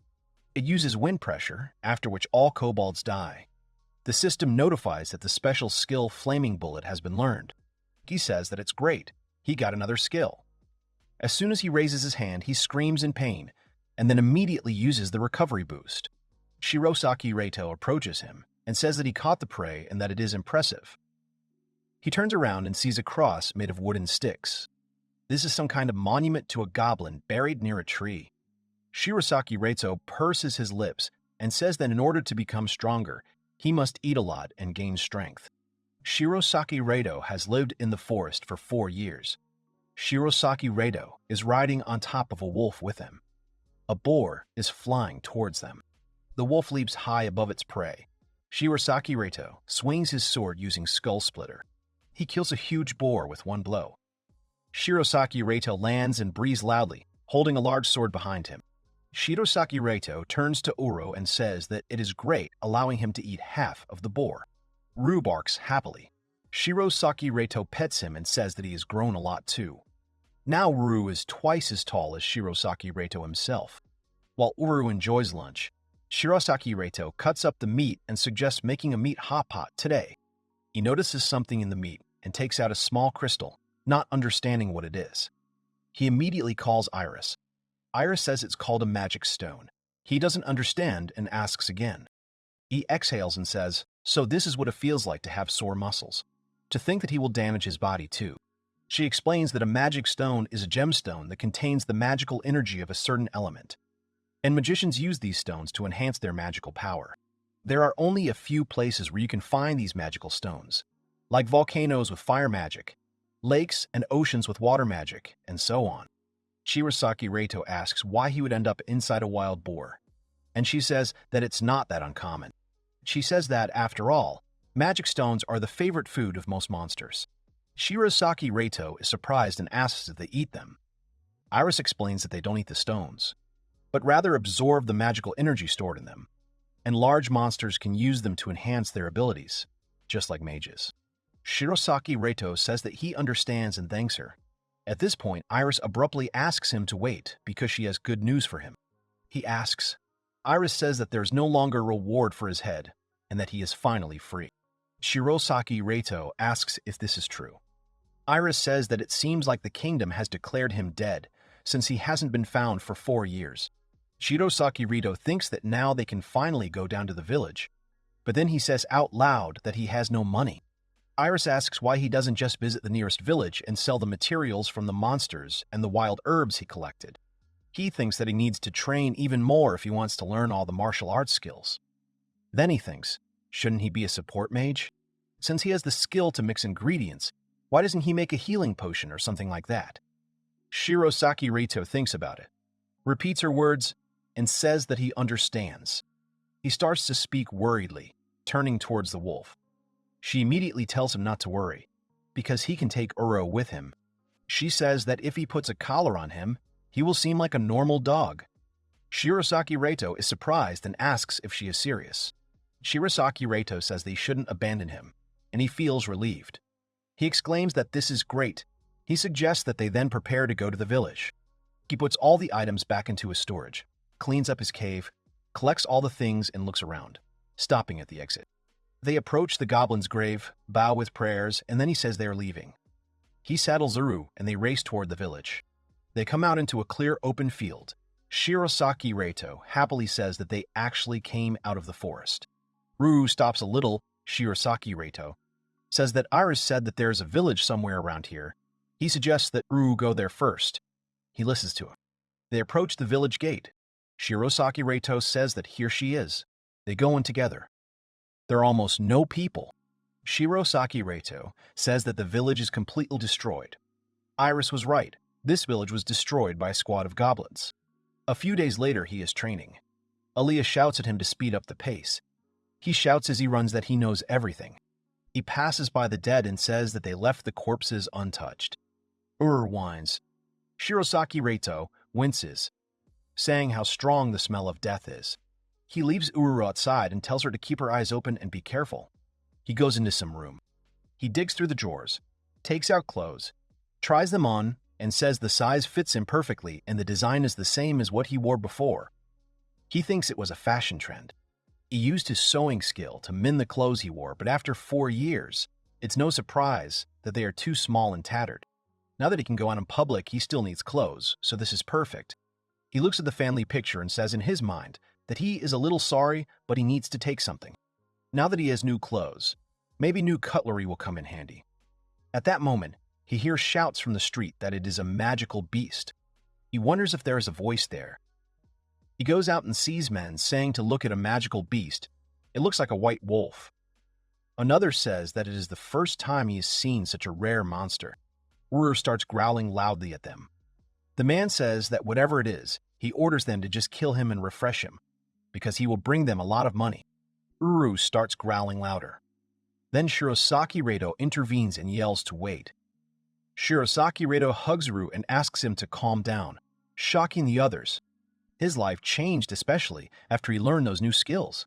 And the biggest change was that Alia agreed to train him in martial arts. He begged her to do it. She said it was for his own good. They wonder what it is, whether this peasant really survived. They tell him that it is a magical beast, and if he gets too close, starts whining pitifully. Shirosaki Reito pets and comforts him, saying that he must have been scared. He barks pitifully. People are speechless. They ask if he really tamed the beast. Some don't believe him and ask if he's joking. Shirosaki Reito looks at the man and realizes who it is. because he sees the adventurer badge that Iris was talking about. Shirosaki Reito mentally suggests that they get out of here before they get into trouble. He pulls Uru along with him, suggesting that they leave, but he is asked to wait. They ask him if he is from this village. He firmly answers that no, not at all, and that he was just passing by. The people remain awkwardly in place. The adventurer asks if this wolf is really his contractor beast. He doesn't understand what he's talking about, so he immediately calls Iris. She happily asks to let her explain. A contractor beast is a creature that has been tamed by a magical contract using a special spell. Thus, since he is a support mage, he cannot learn such contract spells. Shirosaki Reito thanks her. She explained that the young master was a mage, so no matter how hard he tried to imitate martial arts professions, he would never reach their level. She told him that this was why he had no reason to force himself and learn any martial arts skills. Shirosaki Reito says that this guy, that is, the wolf, is his family. The girl opens her mouth in shock. The adventurer says that it is impossible for a monster not bound by a contract to be so friendly with a human. Uru starts growling at them again. They immediately get scared and move away. Shirosaki Reito pets him and tells him to relax. The wolf whines pitifully at him. Shirosaki Reito says that he thinks they're done here then. He's asked to wait again, this time by an adventurer. He asks if he means to say that he and this wolf aren't bound by contract. Shirosaki Reito confidently says that he told them that they were a family, and the faces of the three of them break into a satisfied smile. They take out their weapons. The adventurer says that if that's the case, then he doesn't see a problem in taking this wolf from him. The guy says the materials are from the white wolf. Does he know they are quite rare, so let him give it to them. Shirosaki Reito calmly takes out his arrows. The adventurer says to just look at this tattered bow and arrow. He says that Shirosaki Reito is a poor man who can't even afford a normal weapon. It's the first time he sees a guy with such a tattered homemade weapon on his back. The girl says that he also looks weak. The boy says that if he gives in the wolf quietly and peacefully, she will spare his life. Shirosaki Reito says what an interesting development. Behind him, Uru continues to whine pitifully. Shirosaki Reito calls Iris and asks her if she thinks he can defeat those adventurer guys. Shirosaki Reito then asks if it wouldn't be better to train his body so that he won't get sick so often in the future. She starts to agree, saying that he's right. Iris says that they are not really adventurers at all. They are just a family of bandits pretending to be adventurers. So he'll deal with them without much trouble. Shirosaki Reito asks, "What about those badges?" Iris says that they simply stole them. In fact, there is even a reward for her father's head. If she catches him and hands him over to the royal family, he will receive the reward. Shirosaki Reito immediately thinks about it and then throws the arrow to the ground. They are surprised and say that it seems like he has given up. Shirosaki Reito stretches his hand forward and summons a fireball. They don't understand what it is. What kind of fake, elementary-level magic is this? They say he can't, but then fall silent when they see dozens of fireballs behind him. They scream in fear. Huge explosions occur, they are all hit, and everything around is smoking. Father stands up and says that it should have been elementary-level magic. Shirosaki Reito says that he is quite strong. He attacks him in anger, but then Uru comes out to him and slams him into the ground with one of his paws. Shirosaki Reito hugs Uru and says that it's a great job. He says that these guys really weren't any trouble. Then she sighs tiredly and says that she understands, and then she will train him the way she knows how. Shirosaki Reito thanks her. Shirosaki Reito asks how he can drag this guy. At this time, some knights from afar tell the Majesty that there is smoke coming from that village.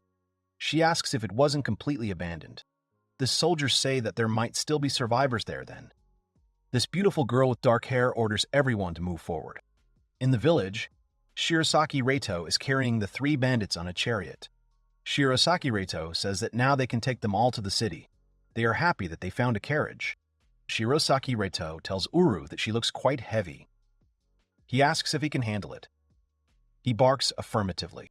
Iris says that there is a fairly large city north of here and that he can hand over the bandits there. Shirosaki Reito says that's what Iris said, so he suggests that Uru get out of here. They hear some sounds and turn towards the gate. Shirosaki Reito says that it sounds just like horses. That girl and the knights rush past him. Shirosaki Reito doesn't understand what it is. Then the girl tells him not to move. Shirosaki Reito turns around. The girl asks what he is doing here and why these people are tied up. She points her sword at him. Shirosaki Reito freezes in surprise and continues to stare at her. The girl tells him to hurry up and answer her questions. Depending on his answers, they might arrest him. The knight's swords are pointed at him. Shirosaki Reito doesn't understand what's going on, so he immediately calls Iris. Shirosaki Reito is jogging, thinking who would have thought it would be so difficult.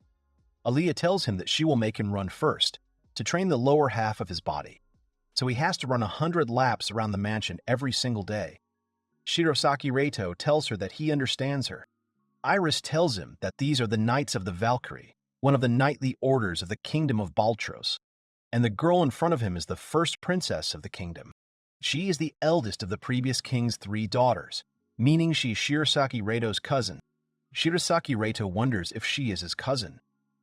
Iris says her name is Now, but people call her Princess General.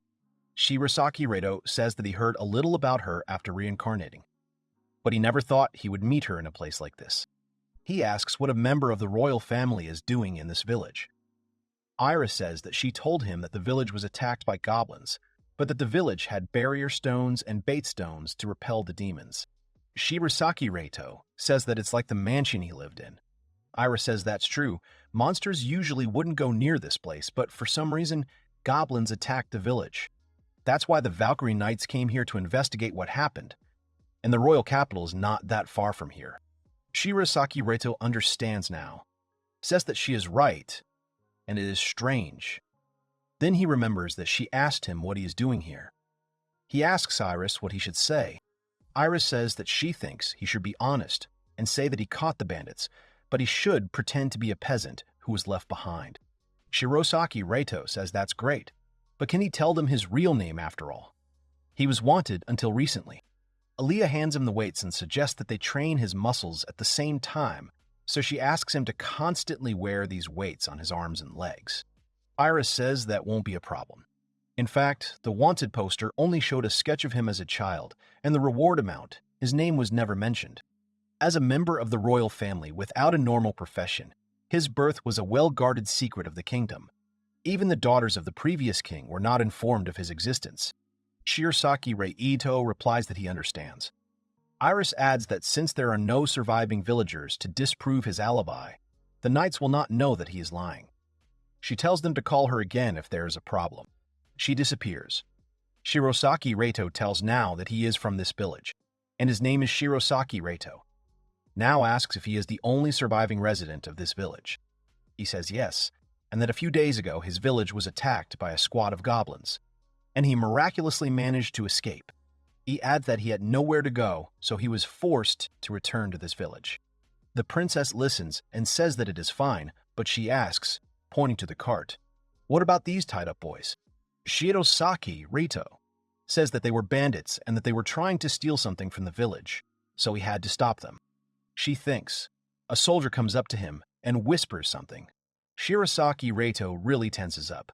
Sweat is pouring down his face. She says he said he was a peasant. She turns and asks then, what kind of wolf is that?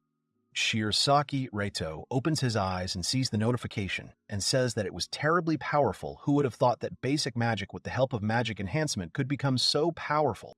Shirosaki Reito picks them up and says they are quite heavy. He agrees and says he did it. Shirosaki Reito starts hugging Uru and tells him that he is his family and that he has been taking care of him since he was a puppy and that he would never attack anyone. Uru makes a pitiful and cute face while whining. The princess sees them hugging and says that she understands, but it is a pretty big wolf. She gets tense and asks that he is the only remaining peasant. How could he survive? He replies that he was wandering through the steppes. She is surprised and asks if monsters really didn't attack him then. Shirosaki Reito says that the wolf protected him. Uru smiles happily at her and barks, sticking out his tongue. Then the princess asks if that big wolf couldn't take care of the goblin troop. Shirosaki Reito gets very tense. She asks him just not to say that he didn't even fight, abandoned the villagers and ran away. Shirosaki Reito tenses up and calls out to Iris, who tells him to explain everything exactly as she told him. Shirosaki Reito starts saying that there is a small cave near this village. When he was a puppy, he kept him in the village. But as he grew up, Some people started to be afraid of him, so he had no choice but to keep him in the cave. The soldier approaches the princess and whispers in her ear that there really is a cave in the forest nearby. She says that his story seems to add up. The princess says that then he should at least be able to tell her the name of the village chief. Aaliyah adds that, finally, he should not forget about practical training, so that he will have a training fight with her every day after his classes. Iris immediately suggests the name of the headman, Ro. Shirosaki Reito confidently says that the headman's name was Ro. The princess asks the soldier if this is true. He nods. She asks him one more thing: how he managed to catch the three. Did he use his wolf? Shirosaki Reito says no, and he used magic to defeat them. She asks if he is a magician. He awkwardly says that he's a mage, even if only a support mage. The princess furiously asks if he really thinks she is that stupid. Shirosaki Reito makes excuses in a panic. The princess screams that there is no way in hell that a support mage could catch these bandits. Shirosaki Reito panics that she suddenly got so angry. She yells that she might have misheard him, so she will ask him again how he caught those bandits. She asks instead of magic he used that wolf. He mumbles again, talking about magic. She shouts louder, not to make her laugh because a support mage can't use attack magic. Or he wants to say that his second profession is a different type of mage. Shirosaki Reito remembers and calmly says with his hand raised that he is also an alchemist. She shouts at him not to joke. Aren't they both miserable professions? Shirosaki Reito looks around and thinks that it is true. In this world, only his profession matters. But still, in overreaction to unsuccessful professions, he completely forgot about this prejudice. He tries to explain that even a support mage can use magic. He may not be able to use burst magic, but he is capable of basic magic. He, already with a trembling voice, agrees and asks what about her work. She answers that her main occupation is to help the young master in everything she can. The princess says that, of course, she knows about it. But what good is everyday magic? Shirosaki Reito says that everyday magic can actually be used offensively if he can prove to them, if they will finally trust him. The princess smiles and agrees to the condition. She points and says to try to show it on that barrel. Shirosaki Reito calls Iris and asks how much magic he will have to use, which they believed him. She tells him not to use anything too fancy or it will be suspicious. About 10 fireballs will be enough to convince them. He says he understands and creates these fireballs behind his back. The soldiers are surprised that there are so many fireballs at once is ridiculous. The princess asks what's wrong if that's all he can do. She is interrupted by Shirosaki Reito, who says that he's starting. He directs fireballs towards the barrel, causing it to fall apart, surprising the princess. The soldiers shout that this is amazing, incredible. Is this really the original magic? The soldier tells the princess that it looks like this guy is telling the truth. And she irritably replies that she already realized that. She yells at him while he runs, makes him eat food he doesn't like, and makes him fight with her. She says that it is true that with the level of magic he showed, capturing bandits of that caliber would be easy. She tells him with embarrassment that she is sorry for doubting him. He awkwardly begins to say that if she believes him. She sternly says that she now believes that he is from this village. That is why she needs to ask him for a favor. She asks him to help them in the investigation. Shirosaki Reito freezes in bewilderment. Shirosaki Reito asks for help with the investigation, then adds that there's nothing he can do that would help. She says that all he has to do is tell her what exactly happened in the village. He awkwardly says that he will tell. Then, Iris comes out and thinks that it is her turn. She asks him to listen to her carefully and answer her properly. A few days ago, a group of goblins attacked the village. They were different from the normal goblins. They appeared after they destroyed the decay stones and barrier that were placed around the village before the attack. The stone of decay emits a scent that monsters hate, and the stone of barrier creates a barrier that protects against physical attacks. Both are useful in repelling monsters, but each has its own weaknesses. Monsters can approach the decay stones if they can somehow block the smell, while the guardian must activate the barrier stones directly. The goblins, having invaded the village, acted as if they knew about these weaknesses. And in order to prevent the guards from using the barrier stones, they shot them with bows and then broke into the village. The goblins were armed like humans and behaved like a well-organized army. Shirosaki Reito tells the princess all this and says, "This is what happened in this village." He sadly says that he, too, fought with all his might, but in the end he couldn't save anyone, and Ura saved him. He throws a punch. She dodges and counters with her foot. He defends himself with his forearms, but still flies far away.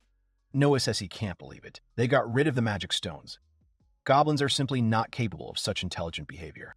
The soldier tells her that there are still corpses of villagers in the village. Goblins don't like human flesh, and if there are any other intelligent monsters here, their corpses would have already been completely eaten, but there would be teeth marks or some other traces left. The princess turns her head sadly and says that she knows that. She asks if there were any other special features about these goblins. She asks to let her know if anything comes to mind. Shirosaki Reito begins to doubt when it comes to special features. He thinks to himself that he hasn't actually seen them. Iris asks him to describe it this way. Some goblins were the size of orcs. The princess repeats the words about size and asks if these were really goblin knights. She thinks about it and says that if the party was led by goblin knights, that would definitely explain the goblins' behavior. Shirosaki Reito himself does not understand what kind of goblin knights these are. Iris suggests that they are a more advanced subspecies of goblins, roughly speaking, an evolved version of a regular goblin. The princess says that now she understands what happened here. Well, anyway, she asks what he is going to do now. If he has nowhere to go, she can offer him shelter. He awkwardly waves his hands in front of him and says that everything is fine. He hugs Ira and says that he is going to go with his wolf to another city. After all, he is the only one left from his family. Aaliyah says that it's great and that's enough for today. Laying on the ground, Shirosaki Reito says that their training these past few days has been a lot of fun for him. The princess says that it is true and apologizes for reminding him of it.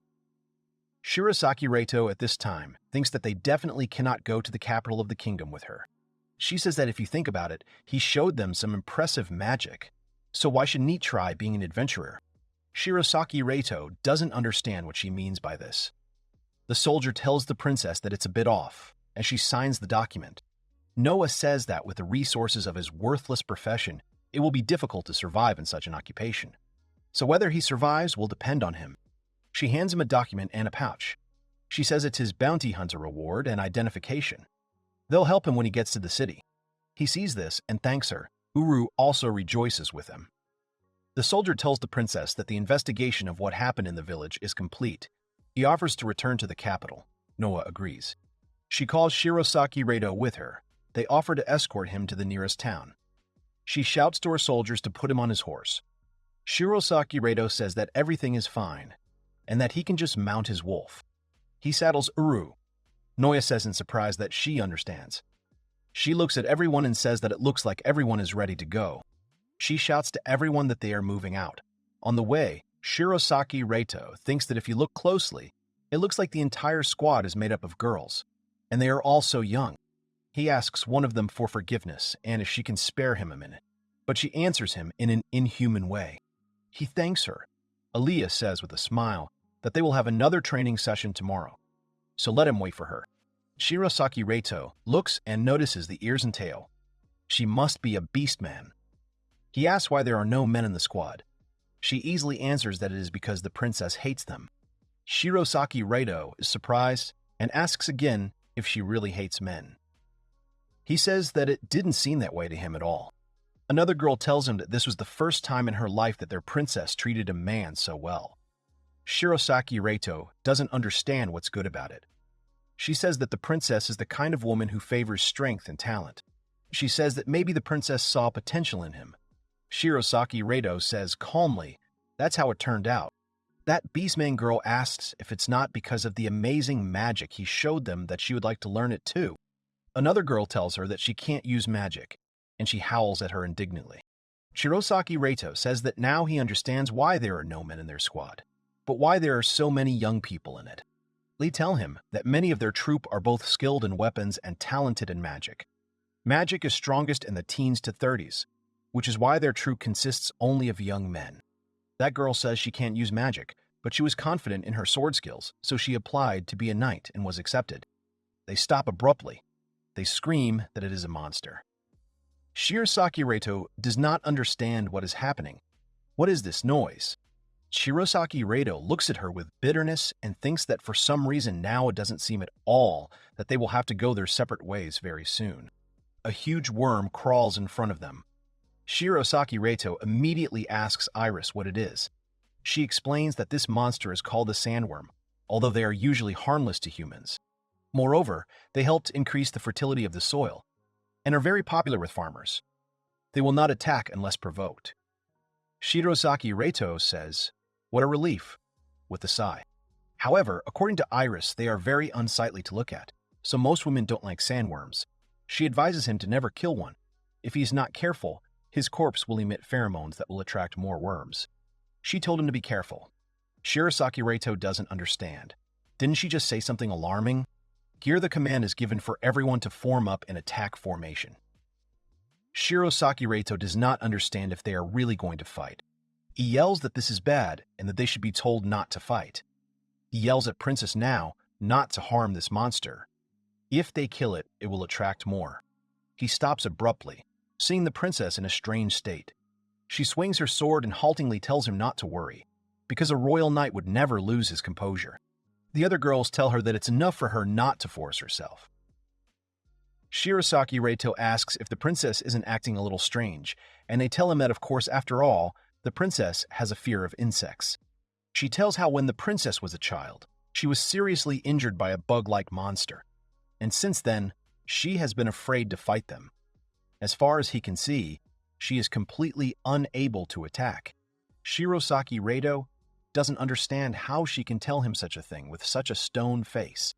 Aliyah shouts at him, suggesting that they return to the mansion. He obeys, gets up, and runs after her. The girls tell Now to stand still and that they will deal with the sandworm themselves.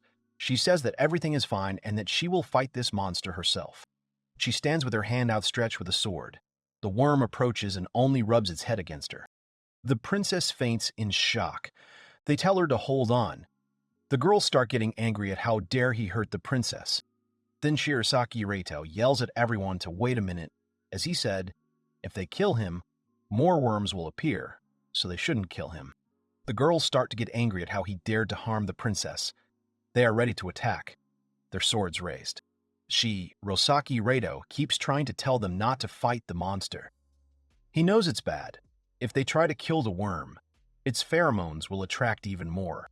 He imagines numerous worms and says with disgust that it would be a picture straight from hell. Shirosaki Reito realizes that the princess is still unconscious, so they need to stop them somehow. He calls Iris and asks what he should do. She says that sandworms like to eat monster flesh. If you feed them, they become more docile. Shirosaki Reito says he understands and gives Oru the command to move forward. He rushes past the girls and shouts for everyone to go back. 6 months had passed since their training began, and during that time, he had somehow miraculously learned 2 more special skills. Oru jumps and stands right in front of them, with his back to the monster. They shout at him. What is he doing? This is dangerous. Shirosaki Reito looks at him, takes out a piece of flesh from his storage. The monster immediately reacts to this. Shirosaki Reito stands with his hand outstretched. The monster sniffs first, makes a sound. Shirosaki Reito tenses up a lot. The monster snatches the flesh from his hands and eats it. He swallows everything, making different sounds. Shirosaki Reito looks at this in surprise. The girls don't understand what just happened. Then the princess wakes up. She quietly opens her eyes and asks to report the state of affairs. She sees the monster lovingly rubbing its head against Shirosaki Reito, who is not happy about it. Shirosaki Reito says he's glad he liked it, even though it was a little disgusting. He wipes the monster's drool off his face. The monster burrows into the ground. Shirosaki Reito says that it is returning to its underground. He watches it. The princess calls him and asks if he is okay. He replies that everything is fine and that sandworms are completely harmless to people. The princess breathes a sigh of relief. Suddenly, this monster comes out of the ground and spits something out at them, then burrows back in again. The next day, one of the servants says that the young master said he wasn't feeling well, so he's resting in his room. Aliyah says excitedly that she understands and that she's worried. He was acting strange yesterday too. The other one suggests that they just let him rest today. Now, 10 years after his rebirth, The day that will change his life forever is getting closer and closer. Shirosaki Reito sits down and looks. The princess asks if this is the barrier stone. It is a large stone and drool in front of them. Shirosaki Reito believes that this is in gratitude for the meat. He says that it is covered in digestive juices, but he will take it. The princess looks at all this with disgust. She exhales. Shirosaki Reito turns to her. She apologizes for panicking, if possible. She asks him to keep what she saw a secret. Shirosaki Reito says that he understands everything. She sighs with relief and says that she has had problems with insects for as long as she can remember, especially the disgusting ones. She just can't stand them. Then she stops herself and asks what she's talking about and scratches her head awkwardly. The soldiers tell her that they should move on. Shirosaki Reito thinks that she seemed very stern to him at first, but it seems that she has a kind heart. He wonders if she feels so close to her because of blood relationship.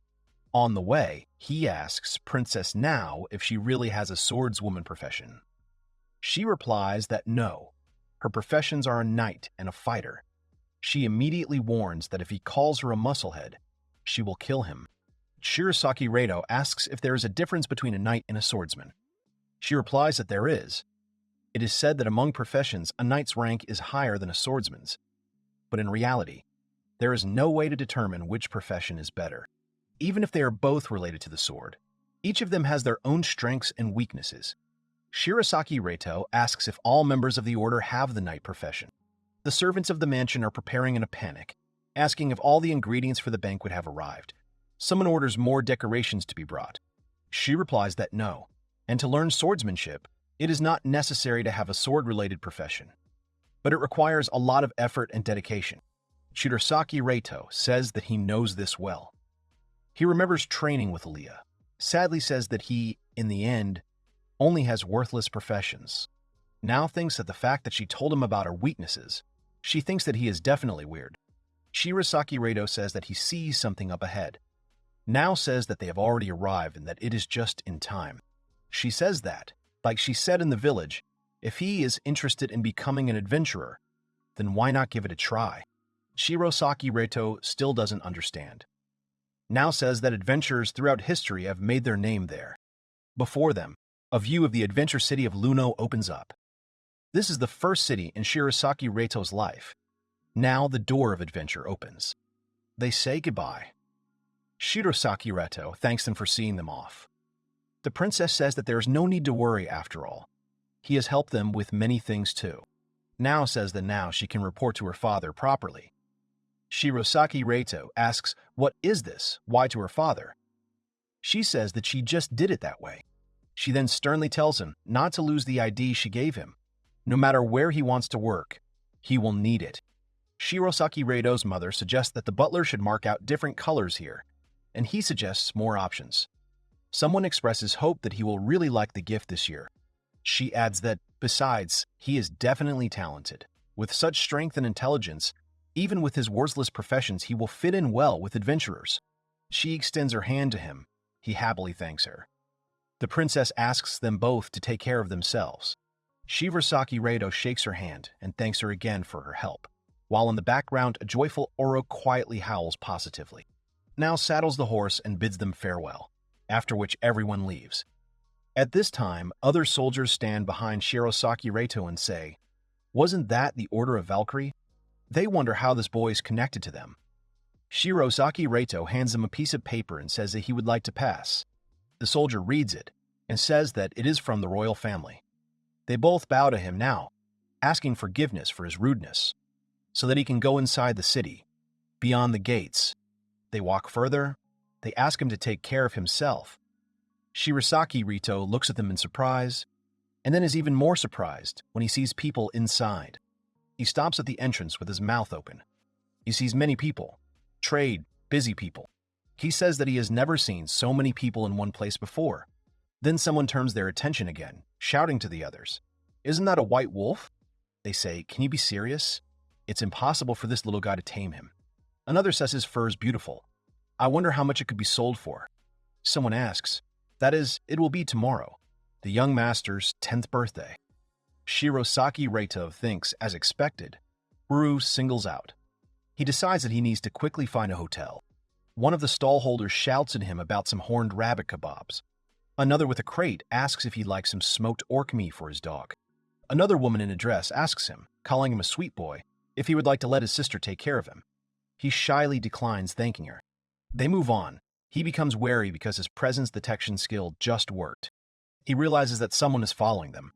He calls Iris. She says that's right. He is being followed. Their target is probably Uru. If he wants to deal with them, she has a plan. She tells him to turn there. Then he will see a suitable open space. They turn around and find themselves in a large open space. Shirosaki Reito says that this place should be suitable for a battle. He saw and realized that there were two of them. One tells him that he seems to have excellent instincts, calls him a baby, and orders him to quickly give them this white wolf. At this point, Shirosaki Reito senses another presence. He turns and asks the man on the roof if he is with them too. This man says he doesn't care about him and his dog. His target is those guys. Those two realize it's bad and decide to get out of here. They scream that it's the Reaper of the world. As they run away, their necks bleed as if they were hit by a bullet. Shirosaki Reito turns around and sees that the two are dead. At this time, Shirosaki Reito is sitting at the table and writing with a pen. He finishes and says that this is excellent, just right. A man comes down. It's a woman with blonde hair.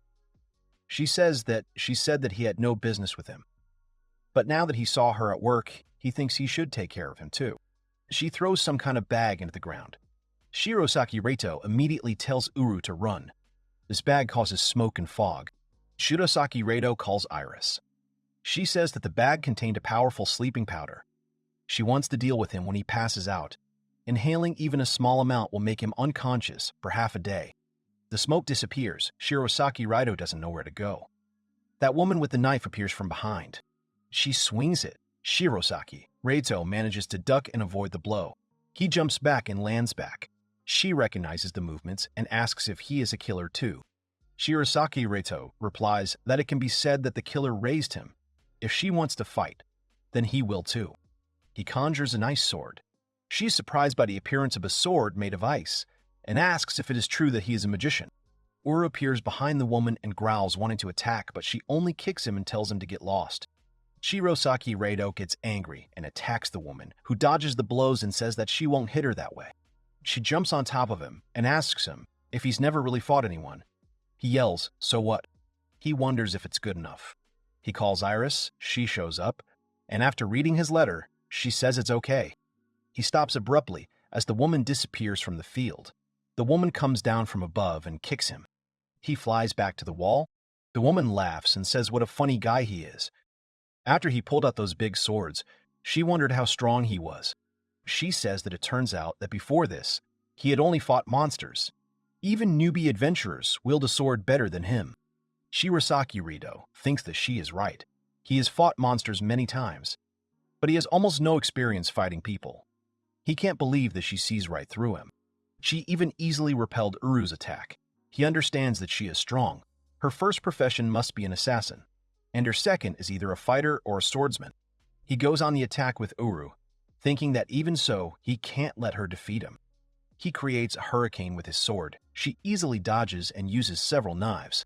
The knives pass by Shirosaki Reito. The woman smiles and says he's caught. There are strings attached to her fingers. The knives are now pointing back at Shirosaki Reito. He immediately reacts and knocks them out with his knife. As soon as the knives fly in the other direction, the threads begin to squeeze the woman's fingers until they bleed and she clicks her tongue in pain. After discussing it with Iris many times, they decided that in order to escape from this mansion, he should fake his own death.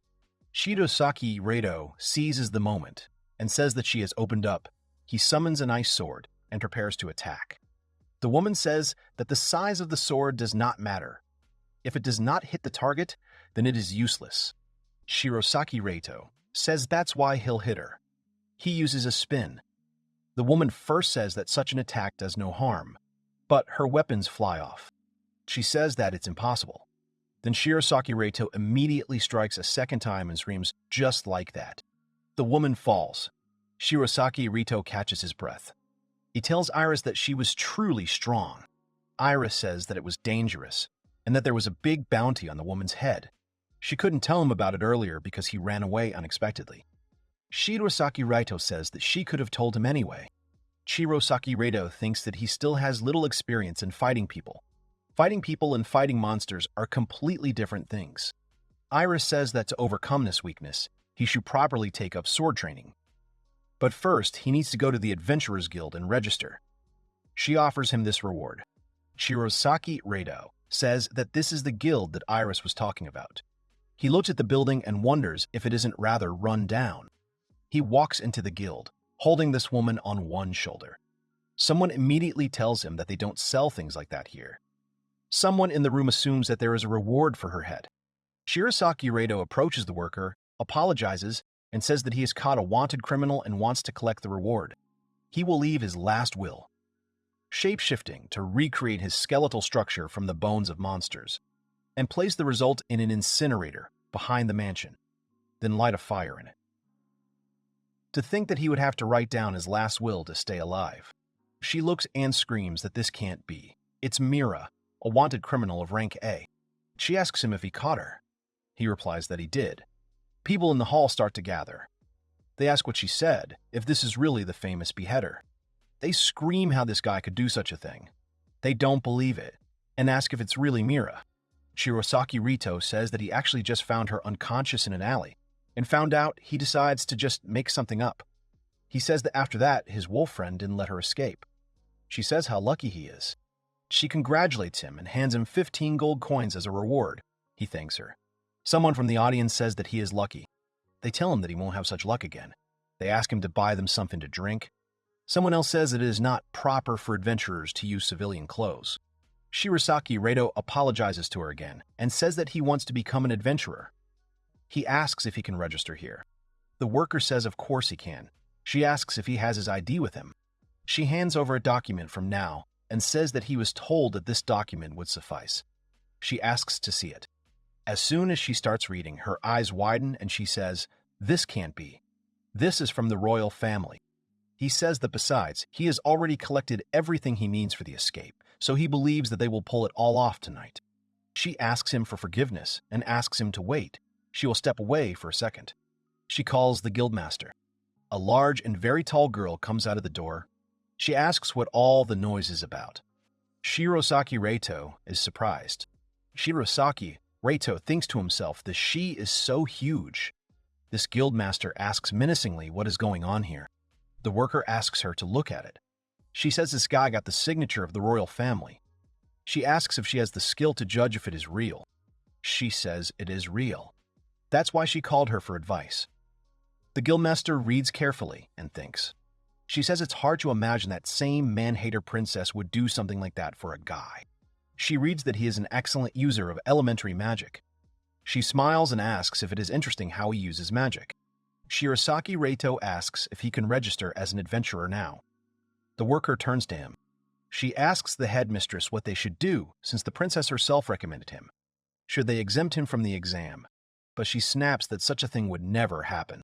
She sternly tells him that no matter how many recommendations he gets, rules are rules, so he will have to take the test.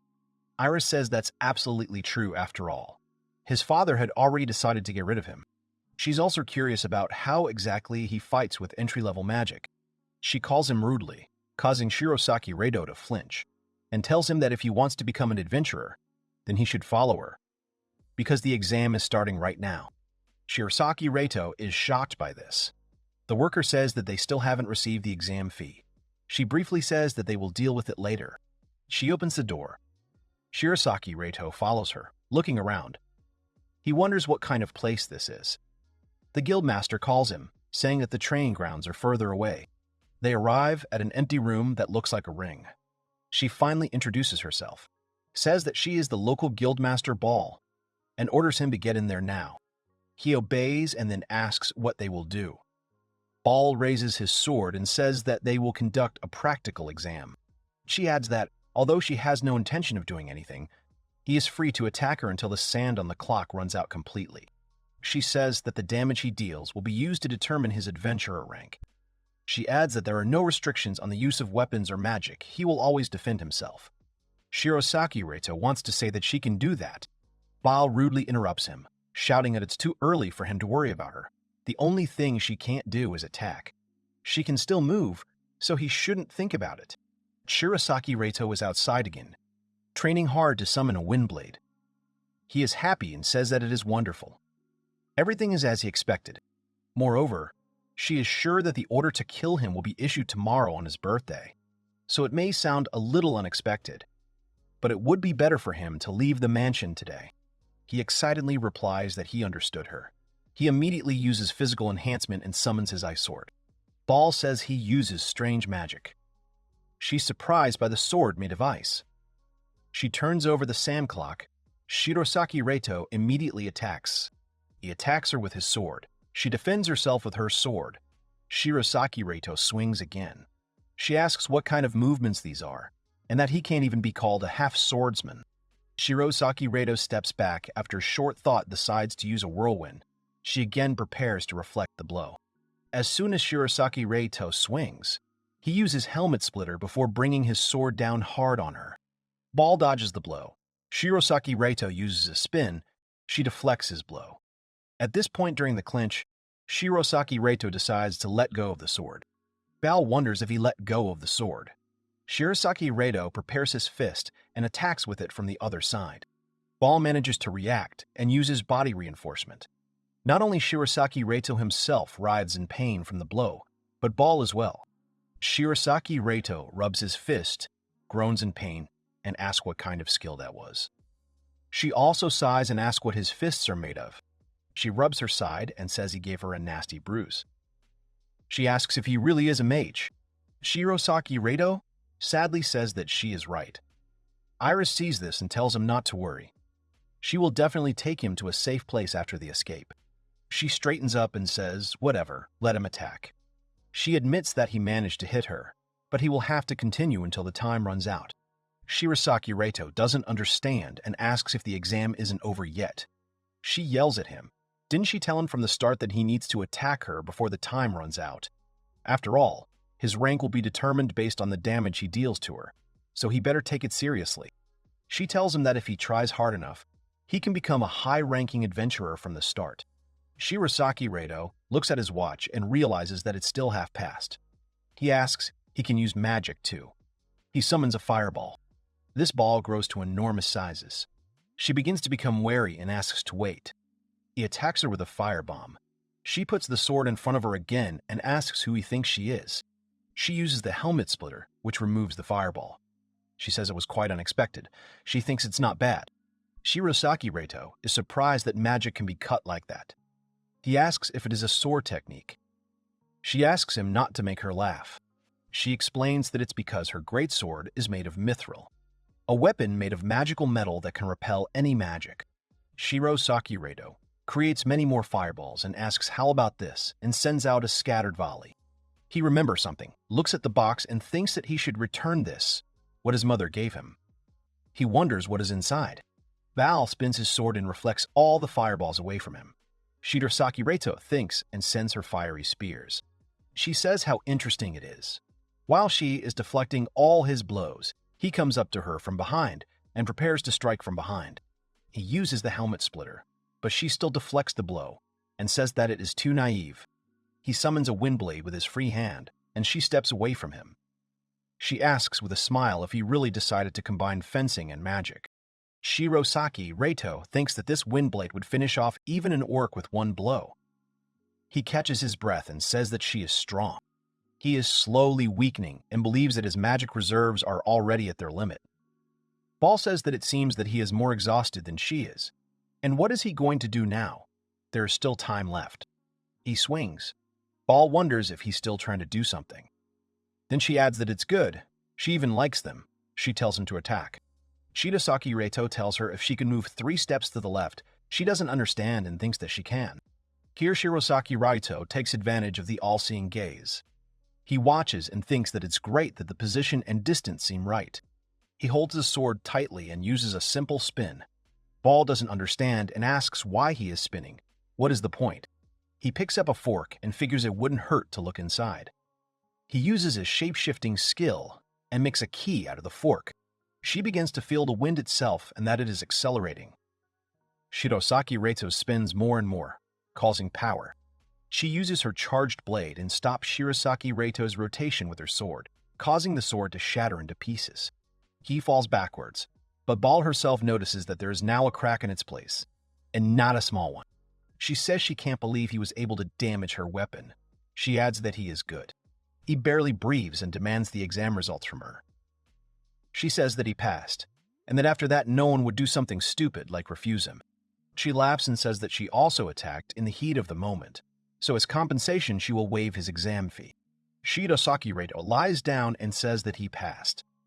Iris asks her if he is sure that everything is okay. If he wants to live a normal life, then he needs a C or D rank. Adventurers of rank B and above are often the subject of rumors. He thinks he did well, but he wonders what rank he will be given. She congratulates him and says that from today he is an adventurer of the F rank. He does not understand and asks again. It opens. Shirosaki Reito is happy and says that it is wonderful. He sees a diamond-shaped crystal. He asks what it is. Iris says that this is a stone of sacred light, a stone that only members of the royal family of the Kingdom of Baltros are allowed to possess. It must have been given to Isla as a bride price when she married the king, his father. She says that Shirosaki Reito was exiled, so he shouldn't have been allowed to have it. But she thinks that Isla still wants him to have proof of being a royal. Shirosaki Reito begins to feel sad that his mother gave him such a priceless thing. He wipes away his tears, puts it back, closes the box, mentally thanking and asking for forgiveness from his mother. He sees the potion and wonders if Alaya is actually going to kill him. He quickly shakes his head. He tells himself not to dare think about it. If he meets her now, he will surely start to hesitate, which is why he decided to run away without even meeting her one last time. Shirosaki Reito says that the wind pressure actually evolved into a wind blade under the influence of magical enhancement. Now it will have more attack capabilities. He stands up and says that this is his last day in this mansion, so it probably won't be a big deal if he takes a last walk around it using stealth. He walks through the corridors, watches the cooks, goes to the roof, looks at his mother and the butler. He sees his mother and smiles bitterly. He sees the vault door open and sees Alia's back. He hears her say that the order to kill the target has been received and that she is proceeding with the mission. Shirosaki Reito is horrified by what he heard. He remembers the other Alaya and wonders if this is the real Alaya. He closes his mouth and immediately runs to his room, throws on his cloak and jumps out the window, calling Iris. Iris says that's bad. Who would have thought that they would make their move before his birthday? She asks him for forgiveness even though she can't see the future with Shirosaki Reito clearly enough. It seems like she was too optimistic. Shirosaki Reito says that they will leave it for later. He asks where he should run now. Iris says that for now, Aliyah should know that they know her secret. She is sure that she will most likely understand everything once she enters his room, so she advises him to just get out of his place as quickly as possible. Shirosaki Reito shouts that he understood her. He lands, uses body boosts, and in quickstep, he jumps over the fence and stops on a tree branch. He sees a list of basic magic skills. He says that means now only the earth block is left. He wonders what skill it will evolve into. He uses far vision and then observer. He sees a sad Alaya looking out of the window. He thinks that she seems to genuinely care about him, but he is horrified and takes back his words from what he sees.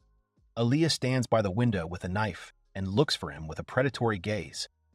Shirosaki Reito gets even more scared and starts running even further. He keeps remembering her image as a good friend. Tears flow from his eyes. He doesn't understand why this happened. He asks with tears why everything has to be like this. He mentally asks to tell Aliyah why it is like this. He wanted to believe in her until the very end and stay with her forever. But unfortunately, now Shirosaki Reito's cries of regret are only shaking the heavens in vain. Shirosaki Reito ran away from home alone into the dark forest. He sits by a tree and wonders if Aliyah is hunting him. Iris replies that most likely not. Iris says they know he ran into the woods. It must have caused quite a stir by now. Iris says sadly, that's how it is. Aliyah has already told him the truth. Now he is in the forest and will be able to escape if they pursue him. He looks up and asks what he should do now. Iris replies that whatever happens, she suggests they find shelter for the night. It will take 3 or 4 days to get out of this forest. He thinks that perhaps something that allows him to create a deep hole in the ground. He shouts a spell of magical enhancement. He stands up and says he understands her, then thanks her. He remembers something, opens his bag, and takes out a potion. He pours this stuff on himself. If he uses this, the chances of encountering monsters will decrease. He says that it looks like it's going to rain soon, so he needs to hurry. He walks in the rain, sighs, and says how strong he is. He sees a shelter and says that this is where he will hide. He places his hands on the rock and uses his shape-shifting skill to make a small cave. He sits down and says that he created the cave with ease. Alchemy skills are, of course, a very convenient thing. He notices something. A light animal approaches him. Shirosaki Reito is surprised and thinks that it is a wolf. The wolf approaches him quietly and then splashes, drying itself by shaking. All the water splashes on Shirosaki Reito. He looks in surprise and sees this smiling wolf barking. Then he starts licking him. Shirosaki Reito laughs and says that he is so friendly and not scary at all. He calls Iris and asks what they should do. She says it's the Great White Wolf. She reveals that he was the son of the Lord of the Forest and had lived alone since his parents were killed by monsters. Then he touches the ground with his palms and summons a lump of earth. Suddenly, his hands begin to sink into the solid earth. He is not cautious at all because he does not show hostility. Shirosaki Reito asks about hostility. She answers that, in general, all the creatures in this forest, except for hostile creatures, are one big family. Weak creatures are forced to unite and coexist in order to be able to fight back. It seems that, because this baby lost his parents, he was raised by elves. Shirosaki Reito sadly says that even in the forest of monsters, the elves tried their best. Iris says that even so, the elves disappeared from the forest. They actually lived nearby. Shirosaki Reito asks if there is even one house left there. Iris replies that it's not really a house, but rather a converted cave. Shirosaki Reito says that it must be better there than here, and suggests that she take a look. He strokes the wolf's head, looks outside and says that it doesn't seem to be raining that hard, and goes out. He looks back and sees the wolf following him. He comes to a waterfall and says that it is here. The wolf is the first to jump into the waterfall. Shirosaki Reito is surprised. He follows the animal and thinks that this is how the entrance was behind the waterfall. The wolf comes in, turns the corner, followed by Shirosaki Reito, and they end up in some kind of room with furniture. Shirosaki Reito says in surprise that people actually, that is, elves, actually lived here. The wolf raises his head, pointing at the lantern. Shirosaki Reito lights a candle in the lantern, sits on the bed, and says that it is not so dusty here. They must not have lived here that long ago. Reito expresses disappointment about the F rank. Ball questions him, realizing he is not happy. She says she would have given him a B rank after all. He was able to injure her, but she is worried about his swordsmanship. She asks who taught him how to use a sword. He says an assassin, and then she takes it back and says a servant from his house. However, he easily deflects his blow with his sword, which is several times larger than Rito's sword. The monster growls and swings from the other side. Reito dodges the blow and lands on the floor. Behind Uru, Reito barks, saying that if things get too dangerous, he'll rely on him. As he was saying this, the crazy and enraged troll attacks him again. Reito manages to tilt his head. He leaves and says that the troll attacks so recklessly. If this continues, he will not be able to get close to him to attack. Uru jumps from behind and bites the troll in the shoulder. The monster turns to him and is distracted. Reito shouts that it's a good job. He speaks his sword and attacks him, but the troll manages to react and put his sword under the attack. The troll presses harder. Then Reito decides to use a spinning block, escapes the clinch, and flies up from the side. He pushes off the ground and uses physical boost. He kicks the troll in the back. She doesn't understand and asks servant or killer, which one? Reito thinks hard, not knowing what to answer. Reito finally says that it's a long story, and he mainly learned it himself. He smiles awkwardly at her. The troll simply turns to him in confusion. Reito winces in pain and says that it hurts, holding his leg. He adds that the troll does not take damage even when he uses a physical boost. He begins to get a headache, believing he used too much magic on the first troll. If he remembers correctly, trolls, like orcs, are vulnerable to fire. He realizes that he can't waste any more time. He decides to end it with one blow, and then summons and launches a firebomb at the troll. The troll screams in pain, but remains unharmed after the firebomb. Reito understands that one charge won't be enough for him. But this time, the troll has taken damage. He just has to attack again. If he attacks from close range, he will definitely defeat him. He comes close to him and throws a firebomb right into his stomach. However, the firebomb just doesn't come out. He is surprised and thinks that this can't be. Did he run out of mana? He thinks again that this simply can't be. Could his mana have run out in a situation like this? When the troll swings and attacks him, Ball starts to think, so that's why his blade movements are so unusual. She instantly realized that he has little experience in fighting people, but his skills are certainly great for fighting monsters. She smiles and thinks that this is very interesting. It will be great to teach him the charge blade attack. Uru manages to tug at his clothes and lead him away from the attack site. Reito thanks him and catches his breath. Although his magic is gradually recovering, he can't cast powerful spells right now. He wonders how they can deal with him. Reito calls Iris, who immediately says that he seems to be having problems due to mana depletion. Reito asks what he should do now. She says that he can stall for time, restore his magic power, and attack again. Although running away is also an option. Reito says he can't just run away and let the troll run wild here. Iris firmly calls his name. She says that since his future is unclear to her, she asks him not to do anything reckless. Reito says he knows it and calls Uru. He sits on Uru and runs around the troll. He and Uru will run like this so that his magic has time to recover. The troll attacks him in irritation, unable to keep up with him. Reito becomes heavy. He grabs his head. She asks if he remembers the attack she used at the end of the exam. Reito looks at her. He apologizes and says that he was so focused on his own that he doesn't remember it very well. Uru notices this and stops abruptly, throwing Reito off of himself. Reito falls onto some bags. Uru himself goes to attack the troll. Reito shouts at him on the spot that this can't be. Uru howls confidently to him. Reito understands that he is trying to buy him time. He watches the fight from behind the bags. Uru jumps on the troll and continues to bite him. Reito understands that he needs to hurry and recover quickly. He still doesn't have nearly enough mana to use Firebomb. Uru can't defeat the troll alone. Something needs to be done. Uru grabs the troll's neck with his teeth. The monster throws Uru aside in rage. The wolf lands on the floor. The troll angrily picks up pieces of earth and throws them towards Uru. The wolf easily dodges. However, the stones fall towards Reito. He closes himself off from them.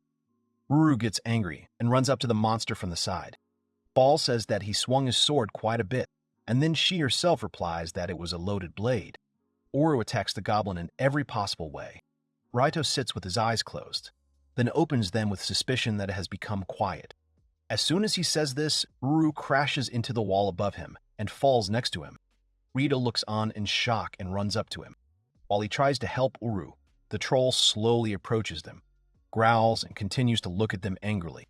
Reito realizes that his anger is making him even more angry. He thinks what to do. His magic has not yet fully recovered, and Uru is wounded. Now it is impossible for him to escape. He thinks he should ask Iris for advice. Uru lies there trembling. Reito runs away to the side, distracting the monster.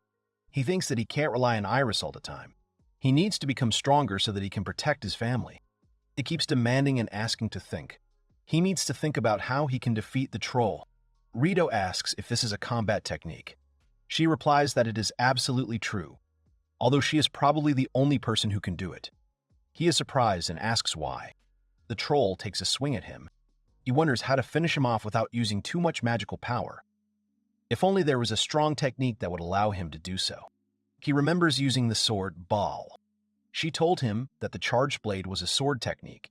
It uses all the muscles in his body to attack with a large sword. Giants can do this with just the strength of their arms, but obviously weak people are not capable of it. She says there's no need to think too much about it. All he has to do is swing the sword with all his might. She adds that he knows the bullet strike. He already used it in the exam. It is a fighter's technique. But the concept itself is close to a charged blade. He spins his body and then attacks. If he is already capable of this, it means he has already learned to attack using all the muscles of his body. She asks him to trust her. He can definitely learn it, however. He should not blindly believe in the charged blade. He can deliver a powerful blow. But if he misses, he will be open to the enemy. Reito remembers all this and goes to the sword. He grabs the sword, poses in front of the troll. With the magic power he has now, this is the best he can come up with. She says that this technique is often used by two-handed sword users from the giant clan. Few people use a two-handed sword at all, let alone grab a weapon superior to such a large and heavy sword. He uses physical enhancement. He holds out his arms and tells himself to use all his muscles. He pushes off and jumps with all his might at the troll. He attacks the troll and cuts it into pieces. He dies. Reito stands in front of him, breathing heavily. He falls sharply. Rue manages to come and soften the fall. He says with a smile that thanks to him, they are saved. The system notifies him that the charged blade skill has been learned. Reito is happy and shouts that it's great. He even stands up from joy, clenches his fists, and smiles. Then he falls again, because his whole body hurts. He realizes that the loaded blade is dangerous. He is crying from pain and shaking all over. Uro is lying behind him. Reito says that's true, thinking that the weight of his ice sword was changed to make it easier to use. Ball says that even though the giants use a charged blade, it's more like they're swinging their swords with all their might. She wouldn't call it swordsmanship. He destroyed a powerful enemy with the help of his reliable comrade Uru and incredibly powerful combat equipment. He becomes stronger in both body and spirit. Reito groans in pain. He comes to the guild and says that the first request ended in failure. The worker says that since the client is dead, there is nothing to be done. She adds that it is also impossible to say that his work was in vain. She asks if that is not great. He says, looking at his palm, that it speaks the truth. After defeating the troll, he returned to the Black Tiger Guild. After some time, they were visited by the Red Flag adventurer squad he had helped earlier. They also explained the reason for what had happened. The two trolls that appeared in the village were actually the target of a search by the Red Flag and Raging Flame teams. The two trolls were not wild monsters, but rather were raised by a nobleman. When they grew up, the nobleman no longer wanted to take care of them, and so they were released back into the wild. The two trolls adapted to life in the wild and began to attack many villages, causing great damage. Apparently, after this, the adventurer teams of the Dragon Fang Guild, Raging Flame, and Red Flag were sent to investigate. While resting in an abandoned village, they were ambushed. The Furious Flame squad was completely wiped out. Dashit says he doesn't know what would have happened to the Red Flag if he hadn't appeared. He gives something to Reito and says it's a gift for helping and healing his comrades. He asks to accept them. Reito sees 5 gold coins in his palm. They say goodbye. Reito thanks them. He says that despite the failure of the request, in the end there were more positive aspects. He sits down and asks Uru if he agrees that it's okay if he relaxes a little. He barks approvingly. He drinks the drink and thinks that living like an ordinary person is just a pleasure. His rest is interrupted by the ball. Reito asks if they do it differently. She says that in her case, she doesn't swing it with all her might. She says to watch now, because she will swing it with all her might. Reito gets scared and asks what she means. Bal takes it and swings it downwards, however there is no effect. She says that the failure of his first job is not a reason to lose his enthusiasm. She explains that everyone must go through this path if they choose the path of an adventurer. For further development, various experiences are necessary. Reito looks at her in surprise. Evil Ball leaves, shuffles the sheets, comes back and asks how about this, letting her look at the sheet. She says the danger level is low, which is great for beginners. He takes it and reads. 30 crescent herbs collected. Payment 3 silver coins, he thinks. Ball says the payment is fair. She tells him to pick up his feet and go forward. Reito stands up and says that he understood her. Ball says that it happened. Finally, he stood up and went. He approaches the worker and says that he would like to confirm the request. She tells him to show her the requested items in that case. He takes out his items from his storage and says he will do it without problems. In the background stands Ball in shock.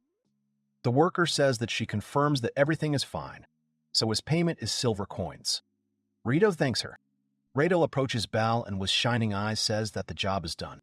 Ball angrily swings at him, calling him a brat, asking if she's really asking for a beating, if he had them from the very beginning, and he should have told her about it. He dodges the blow and says he's sorry. Ball tells him if Reito doesn't think he needs to take his problems a little more seriously. Reito says that he thought about it seriously. He had the required items, so all he had to do next was deliver them, and that was no problem at all. Ball starts to say no, but even if it is, Reito interrupts her and says that he has something else planned today, so he needs to leave. He apologizes to her. He leaves. Ball stays there, saying what a strange child he is.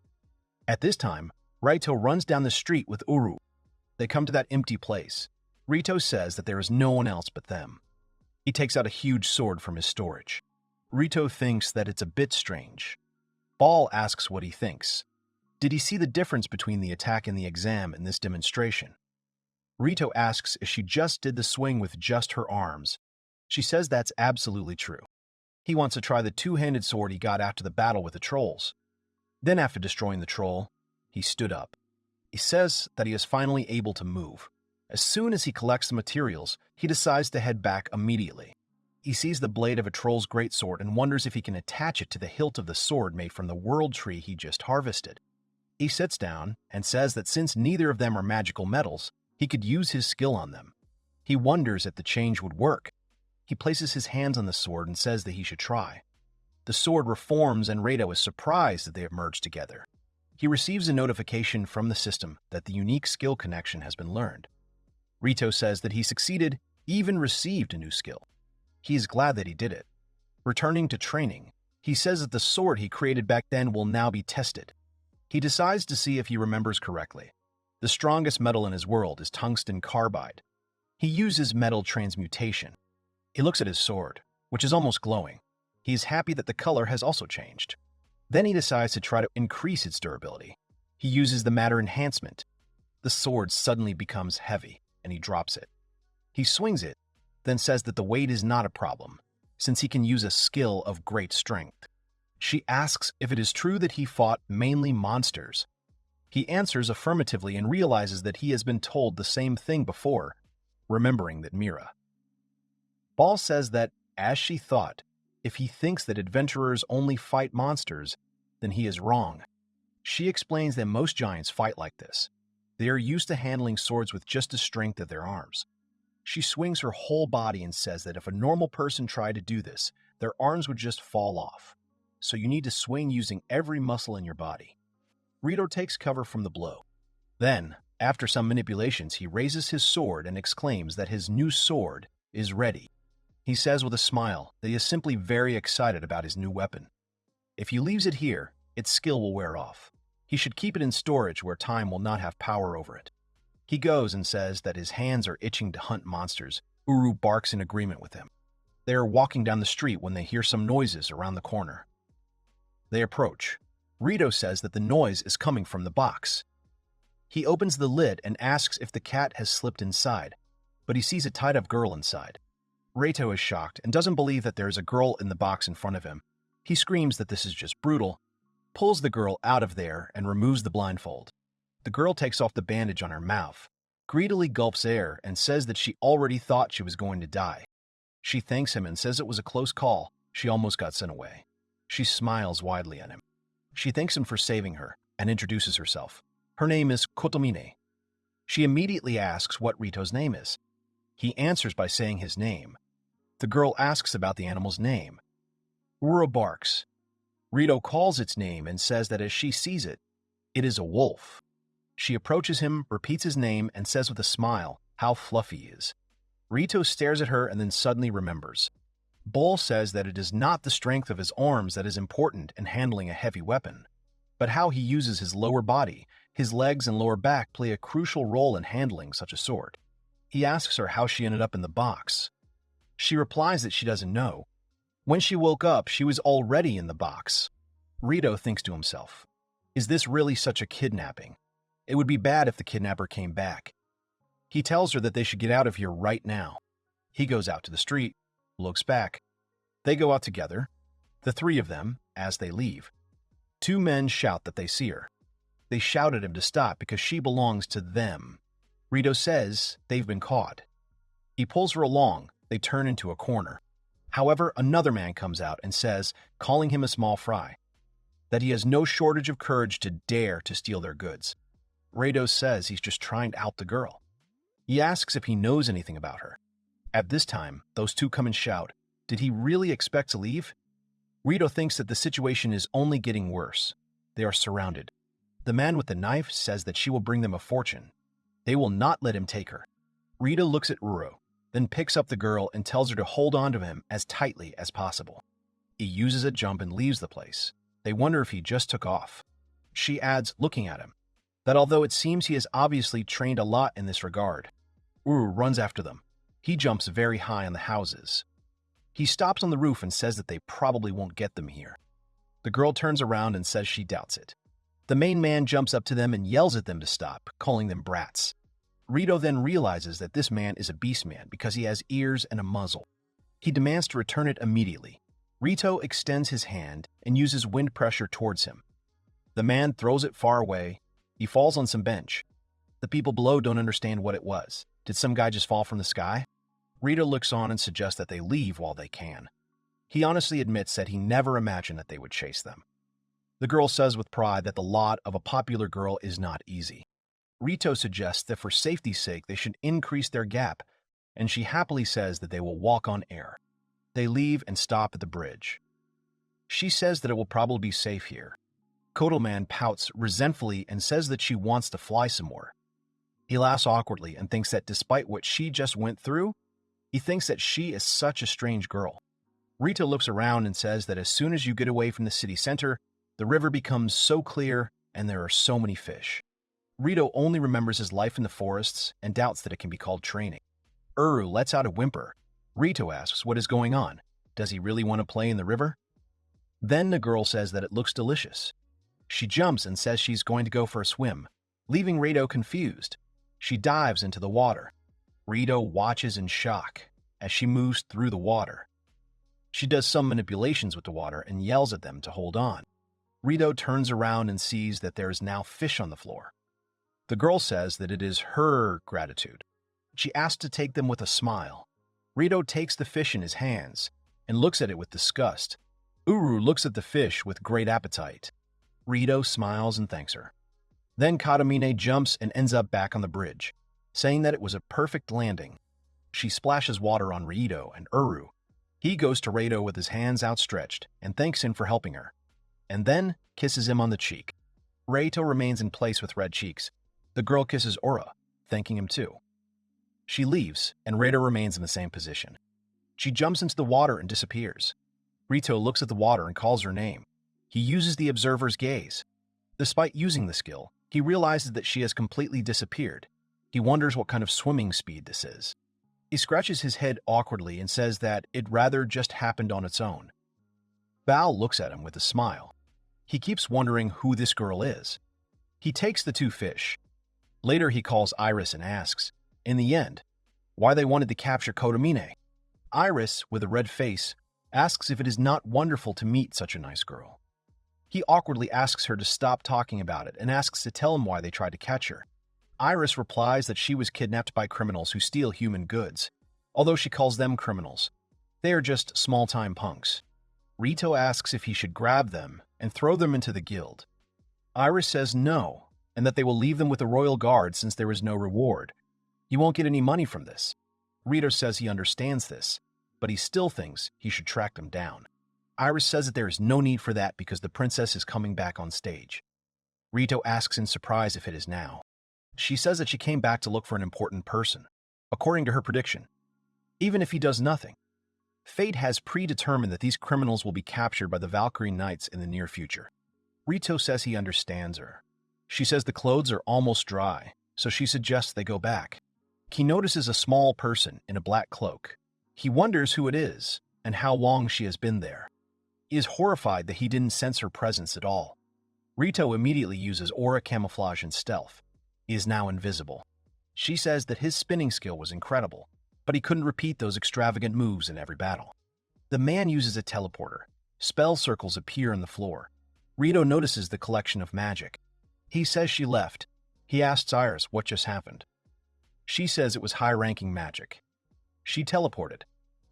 He says he didn't ask about that. He asked about who she was. Iris thinks about it and says that even if he knew the answer now, he still wouldn't be able to do anything about it. Reito asks her why she says that. She replies that this is because he is a very dangerous opponent who should not be dealt with unprepared. She suggests leaving everything as is for now. Later, Reito leaves and thinks that Iris's words only confirm the fact that there seem to be many things happening in the city that he can't even imagine. He thinks that he is so curious. He comes to the empty space and says that this is great and that there shouldn't be anyone here. He takes out his sword again. Yesterday was a busy day for him, but today he can use this two-handed sword to check a few things. Then Reito says what he should name this sword, because his other first one is named after the ice sword. Reito happily says that he will name it Iris. At this time, Iris asks him not to do it. Reito says that he is joking. Iris asks if the name of the anti-magic blade would be okay. Reito is scared because they didn't speak directly, but she can hear her voice. He wonders if it was because he called her by her name. Reito smiles and says that they will settle on the anti-magic blade. He thinks that's not bad. He picks up the sword and says that now that they have given it a name, he will use shapeshifting to change its size so that he can carry it on his back. The sword shrinks, and Reito tugged on it and wondered if even changing the size had no effect on the weight. Reito doesn't know what to answer. Ball then suggests why not try learning the charged blade skill. He then says that if a heavy blow can increase the weight of an attack, then maybe he can use this skill to lighten the sword. He uses this skill, but then the system notifies him that the skill Gravity Blade has been learned. He is surprised that he has acquired the skill. He doesn't understand and says that with this skill it is possible to control the weight of the sword. It is convenient for him. He decides to test it. He lifts it, uses Helmet Splitter, Whirlwind, Rotation, and finally a charged attack. Everything around him smokes and becomes dusty. He exhales and falls back. He says that his swordplay has improved, but it feels like all the juices have been sucked out of him. His magic power is just draining like crazy. He calls Iris and asks if he can ask her something. She asks what's wrong. He says he just wanted to know if he could use skill points to get a skill that would give him more magic power or something. She says she understands and says that it is possible. He is surprised and asks if that is true. Iris tells him to get ready. Iris says it's time for a test. She asks him what skill points are. He immediately tells her they're points you get when you level up, which you can use to buy skills. Iris is changed into her teacher's uniform, so he asks what that outfit is. It shows his current status, where his level is 41 and his experience points are 40. It tells that he reached level 41 after the battle with the trolls. Until now, he had only used his experience points to acquire a unique skill that enhanced magic recovery. Reito asks if she was talking about the skill he acquired when he first leveled up. Reito says that with 40 experience points, he can obtain many skills. Iris says that depending on the skill variation, the amount of experience points required changes. For skills that do not match his profession, the amount of points will be significantly higher, such as the limitation on the use of experience points. In his case, the skill related to magic that is available to him will initially cost 1 skill point. The second skill will cost 2 points, and the third 3 points, and so on. With each new skill acquired increasing the number of experience points by 1. While the cost of acquiring skills that are not in line with his path is 10 points each, however, this skill cost is fixed. It will not be higher or lower. Reito was surprised when he hears that it costs 10 experience points. Reito immediately says enthusiastically that he would really like to. She says that it is excellent.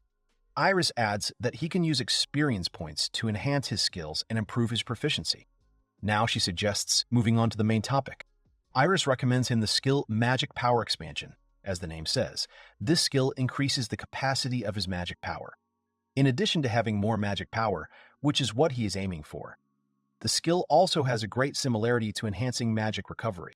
She adds that since it's a unique skill that's always active, there's no need to reach any proficiency level. Reito looks at the system and asks, since it's the second skill he bought, the cost of the experience points is 2, right? He says that he already has 38 experience points left. She says that in addition to that, she offers to learn the skill of increasing magic output. She explains that, as the name suggests, it increases his magic output, both for battle and healing. Reito happily says that they'll take him too. He says that, since this is his third skill, he now has 35 points left. He asks what other skills he has. Iris replies that since they use up his experience points anyway, she suggests upgrading the skills he already has. Reito doesn't understand how this will strengthen his skills. Iris says that they will use the experience points to strengthen his unique skills. Then he adds for information that enhancing skills costs 5 points each. Reito starts to think gloomily. Then he says to let everything go. Then there will be a boost. Iris says that his skill level has increased. Unique skills are determined by level, not mastery. Iris says that a higher level skill has better characteristics than a skill with a high mastery level. But at the same time, he only has 20 experience points left. She asks him what he will do next, whether he will learn another skill. Reito says that if he could choose, he would prefer to put more strength into his muscles. He asks her if he can enhance his strength skill. She replies that it is impossible. Experience points can only enhance skills related to his profession. Reito then asks if there is another way to increase his muscle strength. She replies that if he wants, then there is a skill called Strong Arm just for him. This skill is part of the action skill tree, and it has much better stats than strength. She suggests that they start then, she will learn the basics. Reito is surprised and asks, really, right now? Reito asks if this means he can't strengthen a skill unrelated to his job, but he can get a new one. Iris replies that he can if he's willing to use his experience points, but that leaves him with no more than 10 experience points. She asks if that's okay with him. Reito thinks at the moment he has already crossed level 30, and further increase will not be so easy. Maybe he should not spend money on them. Reito says he takes it back. He suggests trying out his new enhanced abilities first. Iris says she understands. Then Reito decides to begin the test right away. He calls for physical strengthening. The sword appears. He is surprised because combined with the gravity blade, the two-handed sword became so light. Next, he uses magic. Launches ice bullets. His bullets have become much larger than they were before. He looks at it in surprise. The size of these bullets is something else. Not to mention that he no longer feels fatigue from using magic. He thinks that it was worth all the experience points he spent. Now he won't run out of magic power so easily. He has fully charged his magic. So now he needs to increase his physical capabilities. He still has trouble fighting other people. He wonders if he needs someone to teach him how to wield a sword. If he had to choose between someone, he would prefer to be taught by Bao. But she seems to be very busy with her work as a guildmaster. He ponders, then calls Iris. He asks if there is anyone in this city who can teach him swordsmanship, or any school where he can learn swordsmanship. Iris replies that Baal is pretty much the only person who can teach him how to wield a greatsword. After all, great swords are mostly used by giants, and they use them more like clubs, so she doubts they have any moves he can learn. Reito says that it is clear to him. Iris adds that, however, she has a solution for him. Reito asks if there is really a solution. She advises him to learn to wield a sword by fighting monsters. Reito is indignant. Is it really true that he needs to learn to fight people instead of monsters? Iris says that, of course, she didn't mean that he should fight every monster that comes his way. Even among monsters, there are many who use weapons, just like humans. She says these monsters have mastered the use of weapons. Reito says he gets her point, but he's not sure the monsters would want to teach him even if he asked. Iris tells him that he is not going to go to the monsters and ask for training in the use of weapons. He only needs experience using weapons. The worker congratulates him on passing the exam and informs him that his registration as an F-rank adventurer has been completed. If he continues to hunt monsters that wield weapons, then his weapon mastery will grow. She asks. He remembers the goblins from that village. He says he heard that they were goblins armed like Luli, now and her Valkyrie order, as well as the Adventurers Guild are still busy searching for them. Reito asks Iris if she knows anything about them. She replies that of course she knows. In fact, they are not wild goblins. They are goblins raised by a monster tamer. Reito asks, monster tamer is a profession that allows you to team up with monsters. Iris says that, to be more precise, this profession gives access to magic that makes monsters obey. For such purposes, the tamer uses contract magic. As long as the contract is being fulfilled, any monsters can be tamed. Reito says that it means that according to rumors, armed goblins attack the village under the control of a monster tamer. Iris says that this is absolutely true. Moreover, the monster tamer does not act alone, but in a group of 5 people. Rito is surprised and asks, "So it's an organization.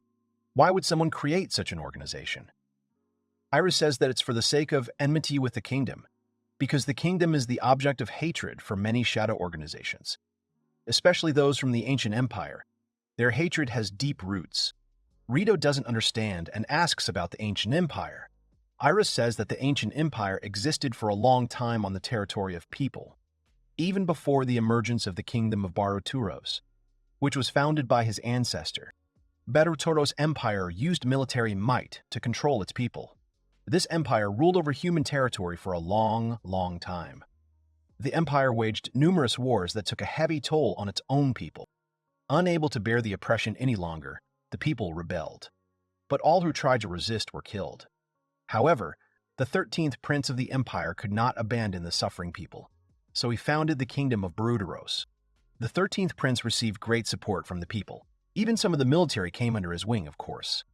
The emperor was not happy that his own flesh and blood went against him. Because of this, a war began between the kingdom and the empire. Catching thieves, escorting nobles, and guarding the city instead of soldiers are also part of the job.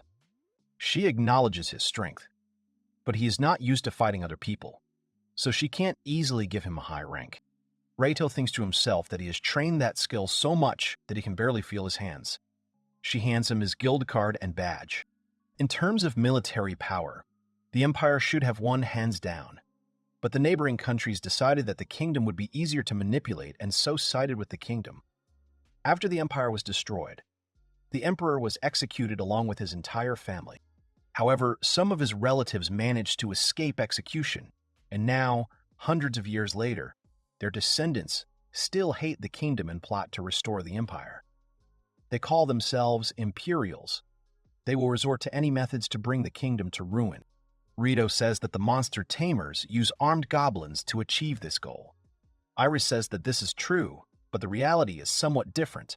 Only a handful of people truly want to restore the ancient empire. They are trying to gather an army of monsters that they have a contract with, but they can only make weak goblins obey them.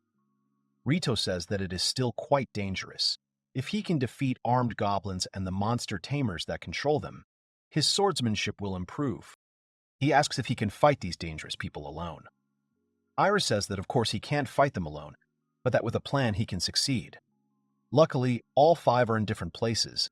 They are being careful and avoiding detection in every possible way. She then says loudly that, however, let them hide as much as they want. No one will be able to hide from her sight. Since they are taking on such a task, she suggests making these tamers disappear, all 5 of them. Reito agrees with less enthusiasm. Iris says that now, while things have turned out this way, they need to prepare well. Reito asks why she's so upset. At this time, far away in the mountains, in a certain shelter, numerous goblins have gathered. A certain man in a cloak with a knife comes to him and spills blood. Reito and Uru approach the mountain. Reito asks if it's there. It looks more like a rocky mountain than a mine. Uru barks. In order to learn how to fight humans, he must defeat the monster tamers. But Iris told him that before going to the monster tamer's lair, he must stock up on a large amount of food, as well as take spices and kitchen utensils with him. Reito exclaims that this is proof that he is an adventurer, which she confirms and says that badges are mandatory. So she asks him to make sure to wear it. Reito says that because of this, the preparation took longer than he expected. He wonders if he'll even need these things. Well, he has storage, so it's no big deal. To the east of the adventurer's town, 2 days' ride by horse, is the Ymir Mine, a steep rocky mountain where a meteorite fell. And, strangely enough, mithril was found at the impact site. The kingdom turned the mountain into a mine, but due to the depletion of ore, the mine was abandoned. Now people rarely approach the ruins of the mine, since monsters have settled there quite freely. The icing on the cake was the monster tamers belonging to the Imperials, who made the old mine their base, and even stationed part of their goblin army there. Reito says that they can run out and attack them at any moment. From that moment, he suggests Ura to be more careful. He obeys. In the end, he kills a wild boar. He says that there seem to be no dangerous monsters, and this carcass can serve as good food for Uru. Uro enjoys the food. Reito drinks water and says that they can use the assassin skill so that the monsters don't notice them. although this way they will destroy the very purpose of coming here. Goblins emerge from the stones. He immediately attacks and says that although they are not that dangerous, it is hard to believe that they still continue to encounter goblins trolls. Even in the forest there were not so many of them. He straightens up and says that it would probably be a lot easier if he had a team behind him. Then he shakes his head sharply, saying that this won't work. Because this is part of the training, he and Uru will try their best. Bao comes and says that as far as she can see, he is registered. Reito asks her how he can take the task. They find the lair itself. He thinks that they have already gone deep enough. Therefore, the killer skills used are considered appropriate. He uses stealth, presence tracking, presence obscuring. He then decides to increase his mobility with a quick step and also activates his night vision. He senses footsteps and the presence of goblins. He realizes that there are armed goblins patrolling there. He sees drawings on them and wonders if this is a sign of a contract. Reito wonders, so these goblins belong to a monster tamer, and besides, they look strong. He tells Iris that he is at the lair and awaits her next instructions. Iris says that these monsters will bring him a good amount of points. It seems that the monster tamer himself is a little further away. She happily says that it seems like the monster tamer hasn't noticed them yet, so she suggests that they take care of these guys quickly. Reito is outraged that she makes it sound like it's that easy. Reito nods to Uru, who nods back. He suggests that they first deal with those who separated from the group. He throws knives at them from stones. They hit the goblins right in the head. Uru catches them and brings them to him. Reito warns Uru that he will defeat these three simultaneously. His task is to howl as loudly as possible in 10 seconds. Uru obeys. Reito says that he relies on him. Reito jumps and looks down at the goblins. Then Uru starts howling loudly, which disturbs the goblins. She points to the notice board and tells me to just check the posted requests and tell the administrator when I choose one. At this time, Ray lands behind him and kills 3 with a spin. Then he jumps closer to the other goblins. The goblins attack him. He uses a whirlwind and kills them. Reito wonders if they are forming a formation. They really are unusual goblins. Suddenly, 2 goblins attack him from behind, and Uru saves him by knocking them out of the way. As Reito turns around, another goblin with a weapon comes from in front. Reito reacts and uses Windblade, finally revealing a large, armored goblin in front of him.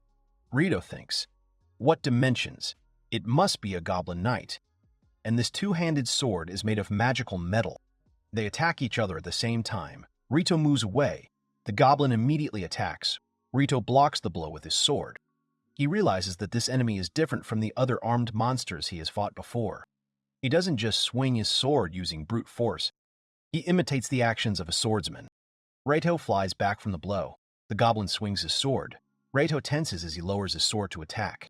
Reito uses a spinning block and dodges the attack by moving to the goblin's side. He jumps and uses a charged blade, killing the goblin. She says that as a newbie, he will have to chew his way up with various assignments. He doesn't understand what these assignments are. Reito breathes heavily and tells Uru to go ahead. They go even further. Reito sees that the light is on, so there is definitely someone here.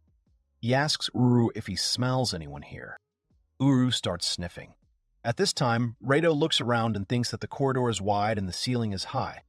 He can probably swing a 2-handed sword here without any problems. Uru barks. Reito tensely tells him to be quiet because there is an echo in here, so he can't make noise. They walk forward, come to the door. Ura obediently and very quietly yapping. Reito calls Iris. She says that there is no trap on this door, so let him open it and go inside. He opens the door and sees the cages. Uru starts to growl. Reito immediately covers his mouth and nose, because there are a lot of goblin bodies there. Uru tries to help him, but Reito says he's fine. He wonders who could have done something so inhumane. He should check the corpses that haven't had time to decompose yet. They all have bruises and blade marks. Their arms and legs are bent in ways Mother Nature certainly didn't intend. Their fangs have been pulled out and their claws removed. He wonders if this is the work of the monster tamers. But what were they trying to achieve? Then he notices that they don't have a contract magic mark, although the monsters they met outside had a similar mark. He says out loud that none of the corpses have a mark. He asks Iris what happened here. She asks him if he saw the contents of the cells. These are the games the ancient empire plays.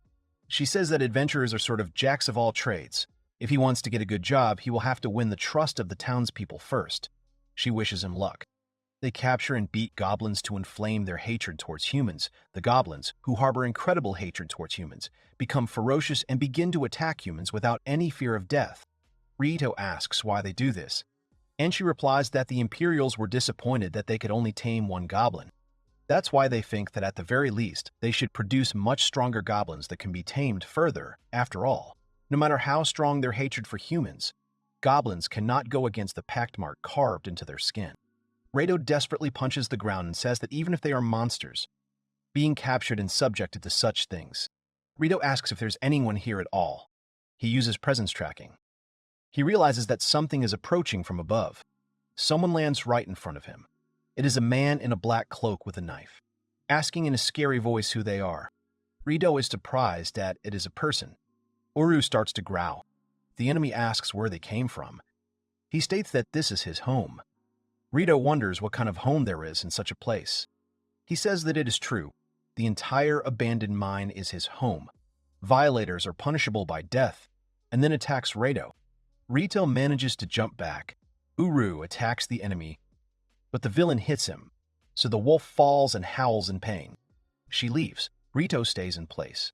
He reads the board and says that most of these tasks are for D and E ranks, and for F rank. The villain laughs and says that these are experiments of a land monster. Then he adds that it is best for someone like him, that is, Reito. He clenches his fist and attacks him with a bullet punch.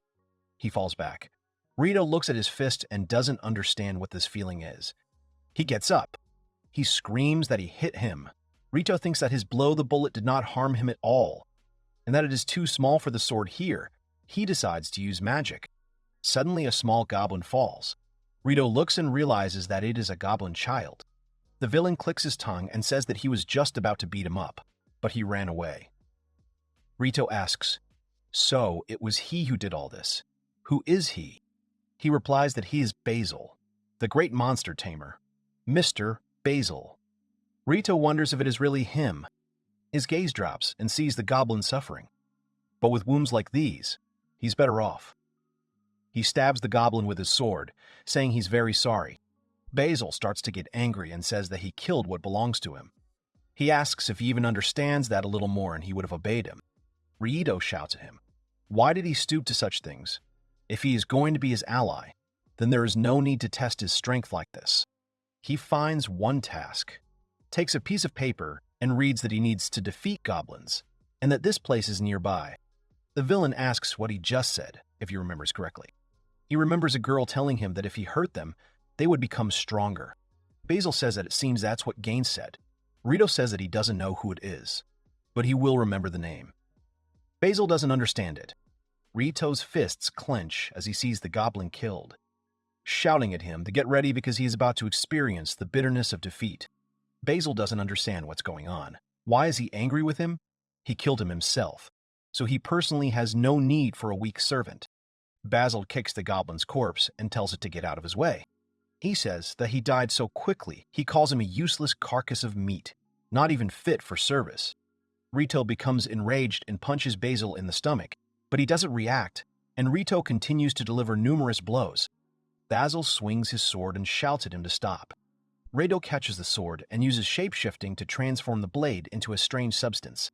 He immediately approaches the worker, apologizes, and says he will take it. She says that it is excellent and asks if he really found a job right away. She asks to see his guild card. Brazil doesn't understand what he did to him. Reito swings his fist and tells him to get lost. His blow sends Basil flying far away from him. Reito says that he has the blood of more than one monster on his hands, but he, unlike him, was not allowed to kill his own comrades. Basil clicks his tongue, his mask cracking. He stands up and asks how dare he. As soon as he stands up, the mask falls off. Reito stands in shock at his facial features. Basil says that he saw his face. Reito, in shock, asks if he is not human, and he, in rage, starts hitting again, shouting that he is human. He catches his hand and says that it's nothing like that. He grabs him and knocks him down, Basil, his clothes coming off. Reito sees and realizes that his skin color resembles that of a goblin. He hands it over, she hands it back, and says she has confirmed. She wishes him luck and says his doggy is waiting for him outside. Reito thanks her. Basil stands up and says that there will be no forgiveness for anyone who sees his face. Reito realizes that Basil has the characteristics of both a monster and a human.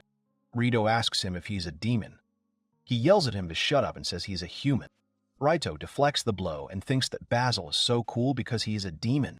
He flies again with his fists and shouts at him to die. Reito thinks that in order to defeat this monster, a powerful blow is needed, so he decides to use a charged attack, tense all his muscles and concentrate all his strength into his fist.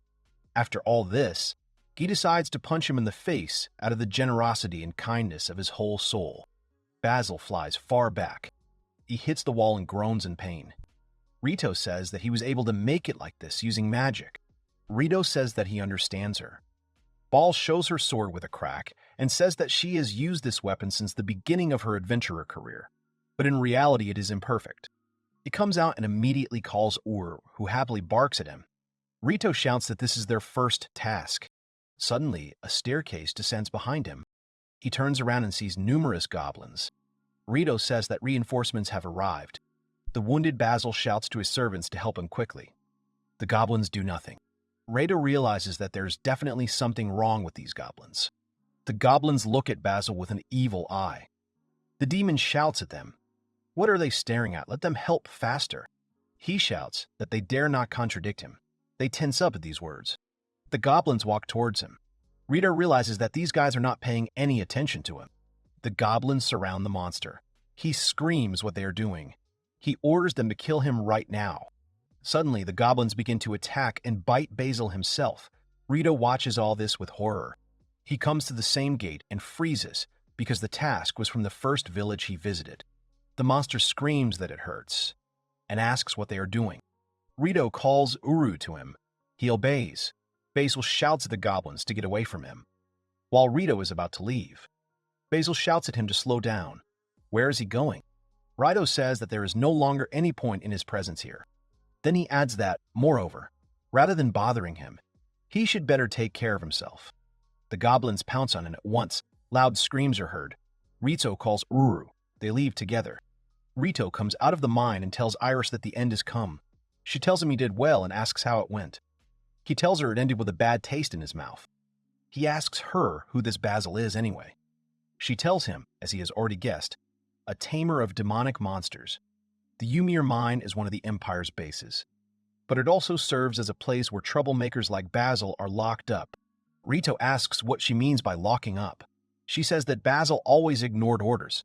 He overdid it with the tests, so instead of increasing the number of soldiers, he decreased it. Although the Empire punished him, they continued to use him. But after he killed his immediate superior, from whom he received instructions, they had to abandon him. Reito says that he even killed his own people. He doesn't understand why he did it. He sadly says that he can't help them anymore then. Uru howls. Reito sighs and suggests that they should return to the guild and report this. Iris explains that Basil was a demon with both human and goblin traits.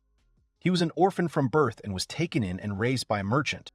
Among the demonic creatures, goblins are the weakest kind, and so he was raised under constant trials, so severe that it changed his personality.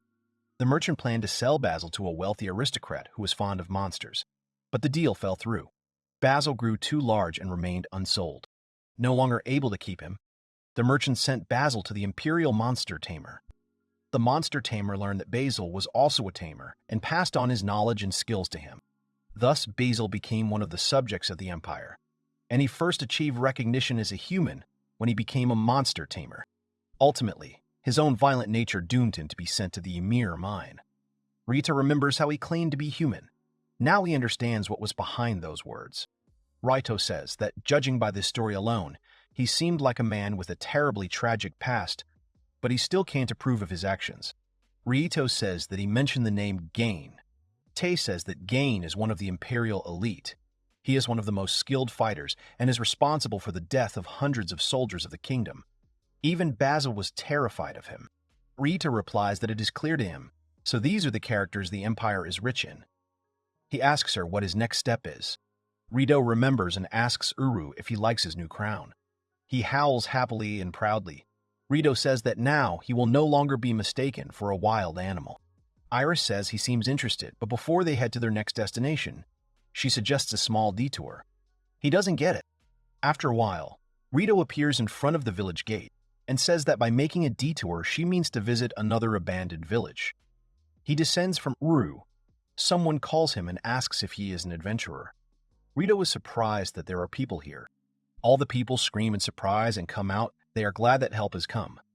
Reito wants to deny it, but he simply asks what happened. They respond that they were attacked by armed goblins, and that these monsters broke through the village's barrier. One says that they not only destroyed the village, they destroyed their food and weapons. They hid in the basement under the village elder's house. Another one says that they sent a request for help to the Adventurers Guild.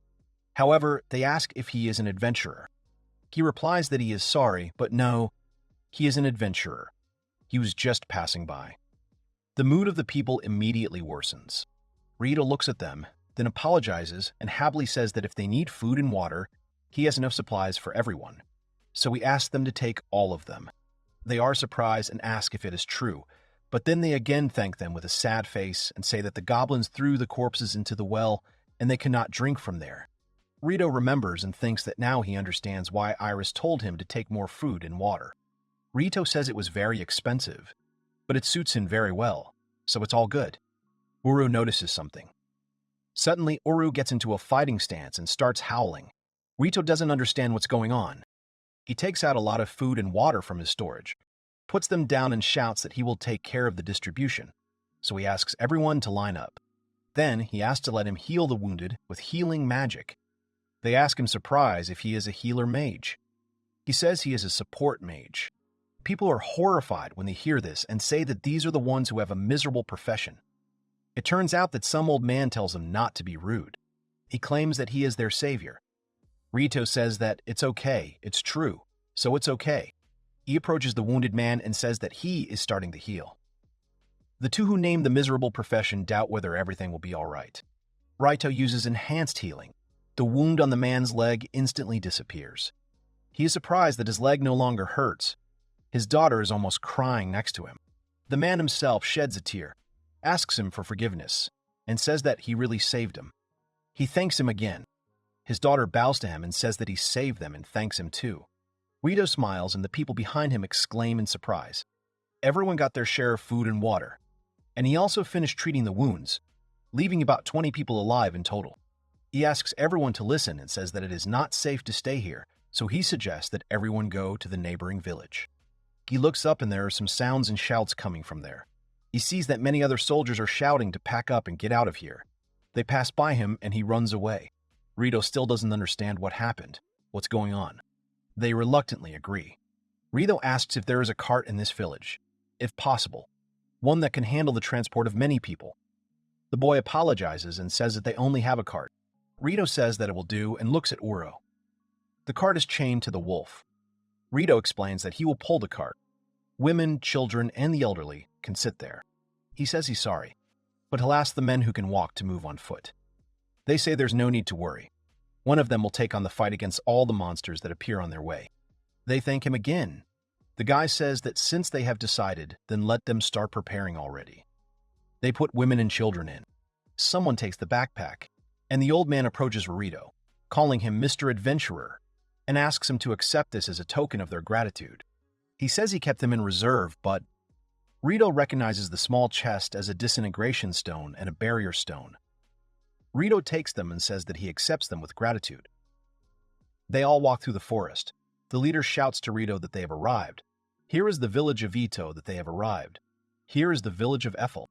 Reito looks and wonders if this is really here. The one looking down comes out and asks only not to tell him that they are residents of the village of Athens. He opens the gate and says how good it is that they survived and asks them to come in. He gives another order to immediately report to the village elder and prepare food and water.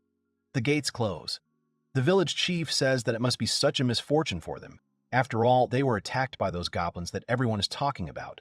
He asks Reito about it. He replies that it looks like the village was already in disarray when he arrived. He managed to take the survivors with him, but he doesn't know what awaits them next. As soon as he raises his head, a huge shadow approaches him. A huge monster foot steps in front of him. A large version of a goblin is holding a beastman in his hand.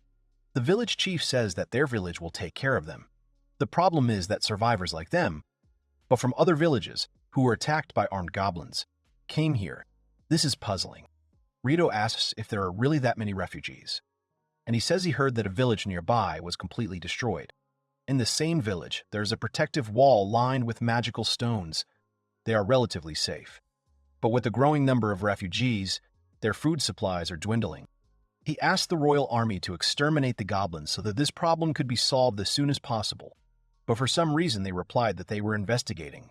Not even a single soldier was sent in their direction. And they also put a request to the Adventurers Guild. But no one responded. Perhaps because the reward was insufficient. The village chief says that this happens everywhere. Maybe because there have been more monsters lately. Maybe because the adventurers' boards are full of requests from other villages. Reito asks if he can inquire about the reward amount. For a reward of 30 silver coins, the adventurer will remain in the village for an extended period of time, awaiting a goblin raid of unknown numbers and unknown timing. The adventurer must stay until a raid occurs, and with the presence of refugees from other villages, there will be a food shortage. Reito thinks, honestly, even he wouldn't take it on with those conditions. It's just not worth it. He turns around and thinks that this place doesn't look like a poor village. However, his strength is not enough to help them all. He thinks that it is necessary to protect the village. He remembers something, asks for forgiveness and asks the request they sent to the Adventurers Guild. Does he think he can cancel it? He explains that if they can return the money, he might agree. The headman awkwardly asks if it is really him. Reito calls Iris in shock. She immediately reports that this creature is called a troll. They may look like goblins, but they are completely different monsters. Reito says that he wants them to change their conditions. He doesn't understand, and asks if he wants them to change. He confirms it. A village chief says that this village is poor. They can't raise the reward higher. Something besides the reward. Reito interrupts him and says that he will accept their request and include in it the condition of strengthening the village's defenses. He doesn't understand. Reito says that this is the best option to protect the village. He asks how he will do it. Reito asks to show him the surroundings first. They show him the walls. Reito touches them and says that the wall is very dilapidated. The village chief says that there weren't many monsters in the area that could attack them, so the repairs were delayed. Reito thinks that even though they actually have a defensive wall, armed goblins can easily break through it. Perhaps he can repair the wall later with the right material and alchemy skill. He suggests that they make a ditch. They don't understand, and say that with a huge ditch behind the wall, it won't be so easy to get into the village. The soldiers are indignant that they are standing there silently. He dared to ask for such an impossible thing, as he thinks how much effort and time it will take to make a ditch. The village chief thinks it's a good idea, but they don't have the time or manpower to make a moat that would encircle the entire village. Reito says it's okay. He sits down, puts his hands on the floor, and uses the digger, making a hole around the walls. He says that's just right and asks the others what they think. Trolls have the physical strength of a blood bear, but they are also intelligent and can use weapons. They are very tough opponents, so Iris tells him to be careful. Reito asks how he should fight him. Reito doesn't understand her and asks her again.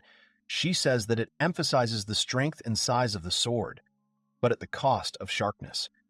She says that in reality it is too heavy for a normal swordsman to fight, so only giants can handle it besides her. He hears a cry from the detainee asking for help. Reito suddenly remembers the picture of the bear and his goblin friend. He automatically stretches out his arms and fires ice bullets. They hit the troll in the shoulder and chest, after which it releases its victim. He thanks him. Reito shouts at him to hurry up and run. The troll starts to get angry, gritting his sharp teeth. Reito doesn't want something like this to ever happen again. He shouts at him that he will protect him and promises to do so. Reito starts to distract the troll. The monster screams. Reito realizes that ice bullets do not cause fatal wounds to the troll. He conjures swords and commands her to go forward. The wolf obeys, and from a distance he uses a hurricane with the help of swords. The troll screams even more and turns around. Reito says that, as he thought, a bigger sword is needed because these aren't powerful enough. Someone from behind calls him, asks for forgiveness and says that they will get out of here, so he will have to take care of this guy. Reito remains in place, confused. He thinks that when some of them are injured, there is nothing to be done. They run away. Rito hopes that everything will be fine with them. No matter what, he needs to defeat this guy. At this time, the troll pulls out ice bullets from himself. The troll screams and runs at Rito. He prepares to attack. But suddenly the troll jumps right in front of him, going around him. He chases after those who decided to run away from them. They do not understand why another one is shouting at him not to come near them. At some point, one of them falls with the wounded man. The troll raises his leg to crush them. Rito rushes towards them, thinking that he needs to make it in time. Rito is surprised to hear about giants. He asks if he is really that heavy. She hands him the sword and asks if he wants to try holding it. He takes it and is horrified. The sword instantly falls from his hands. He screams that it is heavy.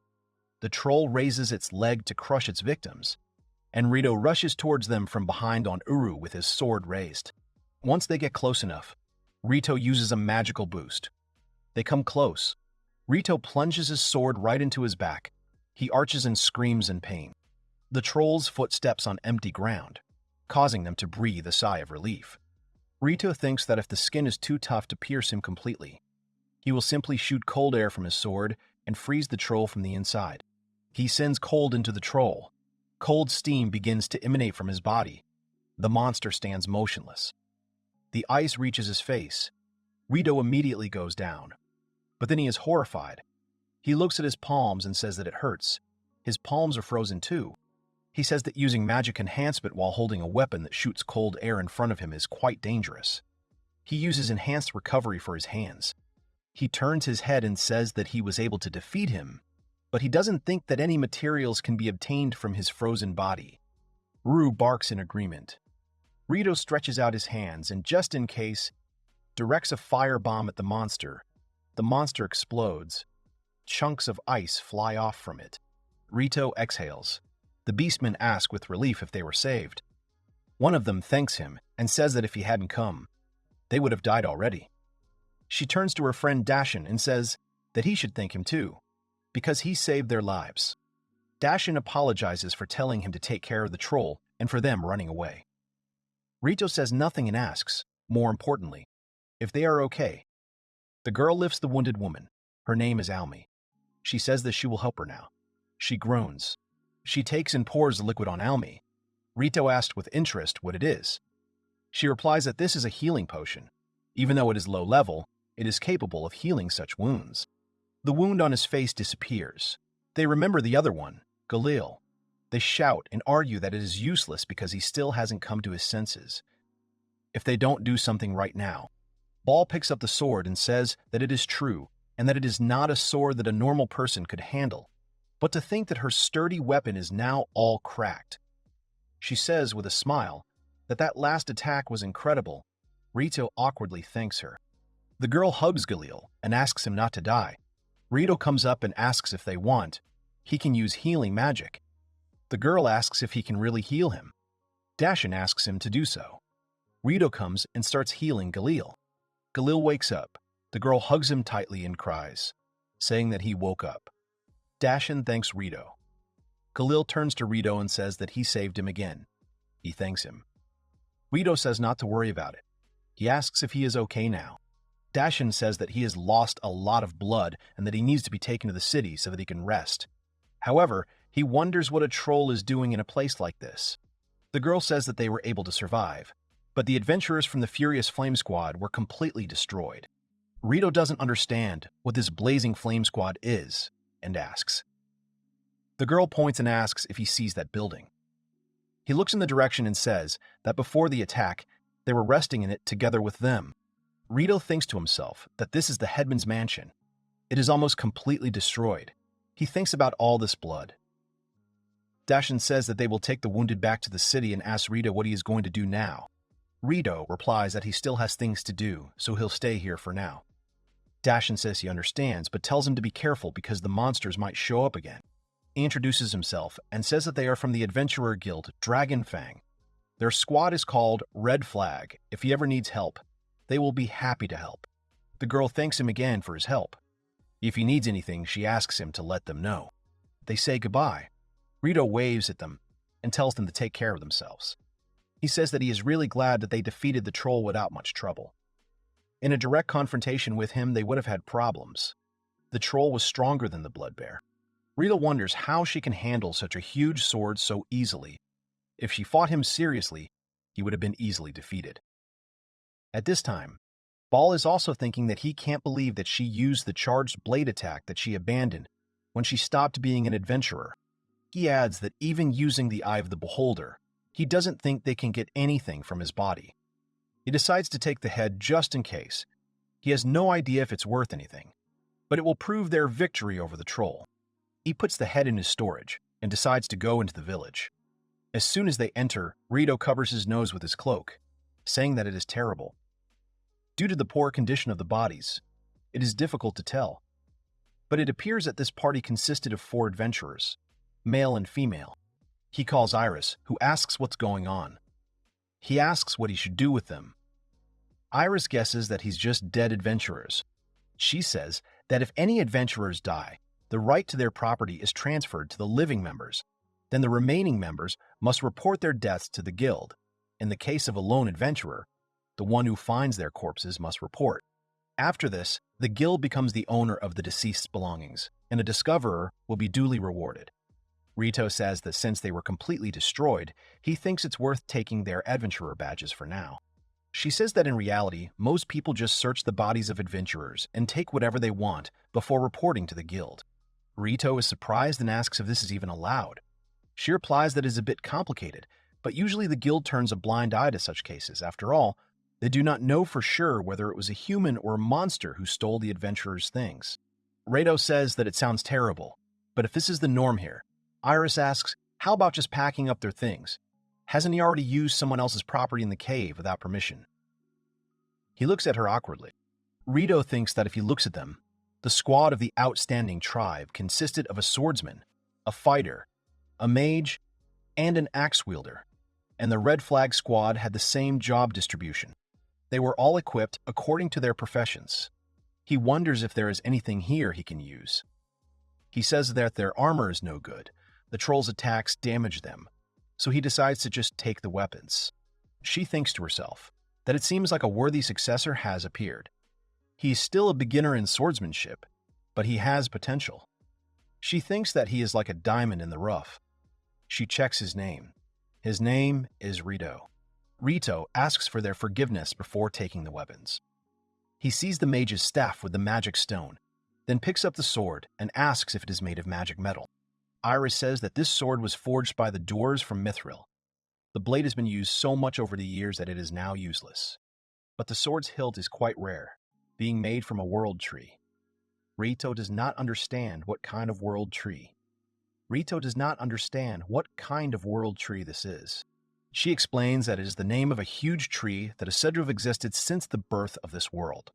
The world tree is located in the Elven capital. Its branches are used for various weapons. This material is more resistant to magic and much stronger than most magical metals. He is surprised and answers that he understands. He puts it all in his storage, then notices something. He asks what the crack in the floor is. It's surprisingly big. Come to think of it, it's strange that the troll didn't have a weapon. How come the adventurers couldn't deal with him? Here Uru starts to growl and bark aggressively. Reito doesn't understand and asks him what's going on. He continues to bark. Suddenly, another troll comes out from behind. Reito wonders in surprise, is there really another troll? Reito looks at the troll with fear and says that there is another one. The troll immediately strikes with his weapon. Reito manages to get away from the attack zone, but the place where the monster hit is completely destroyed. Cracks appear. Everything breaks and crumbles. Reito jumps high into the air, summons an ice sword, and aims straight at the troll with a strike.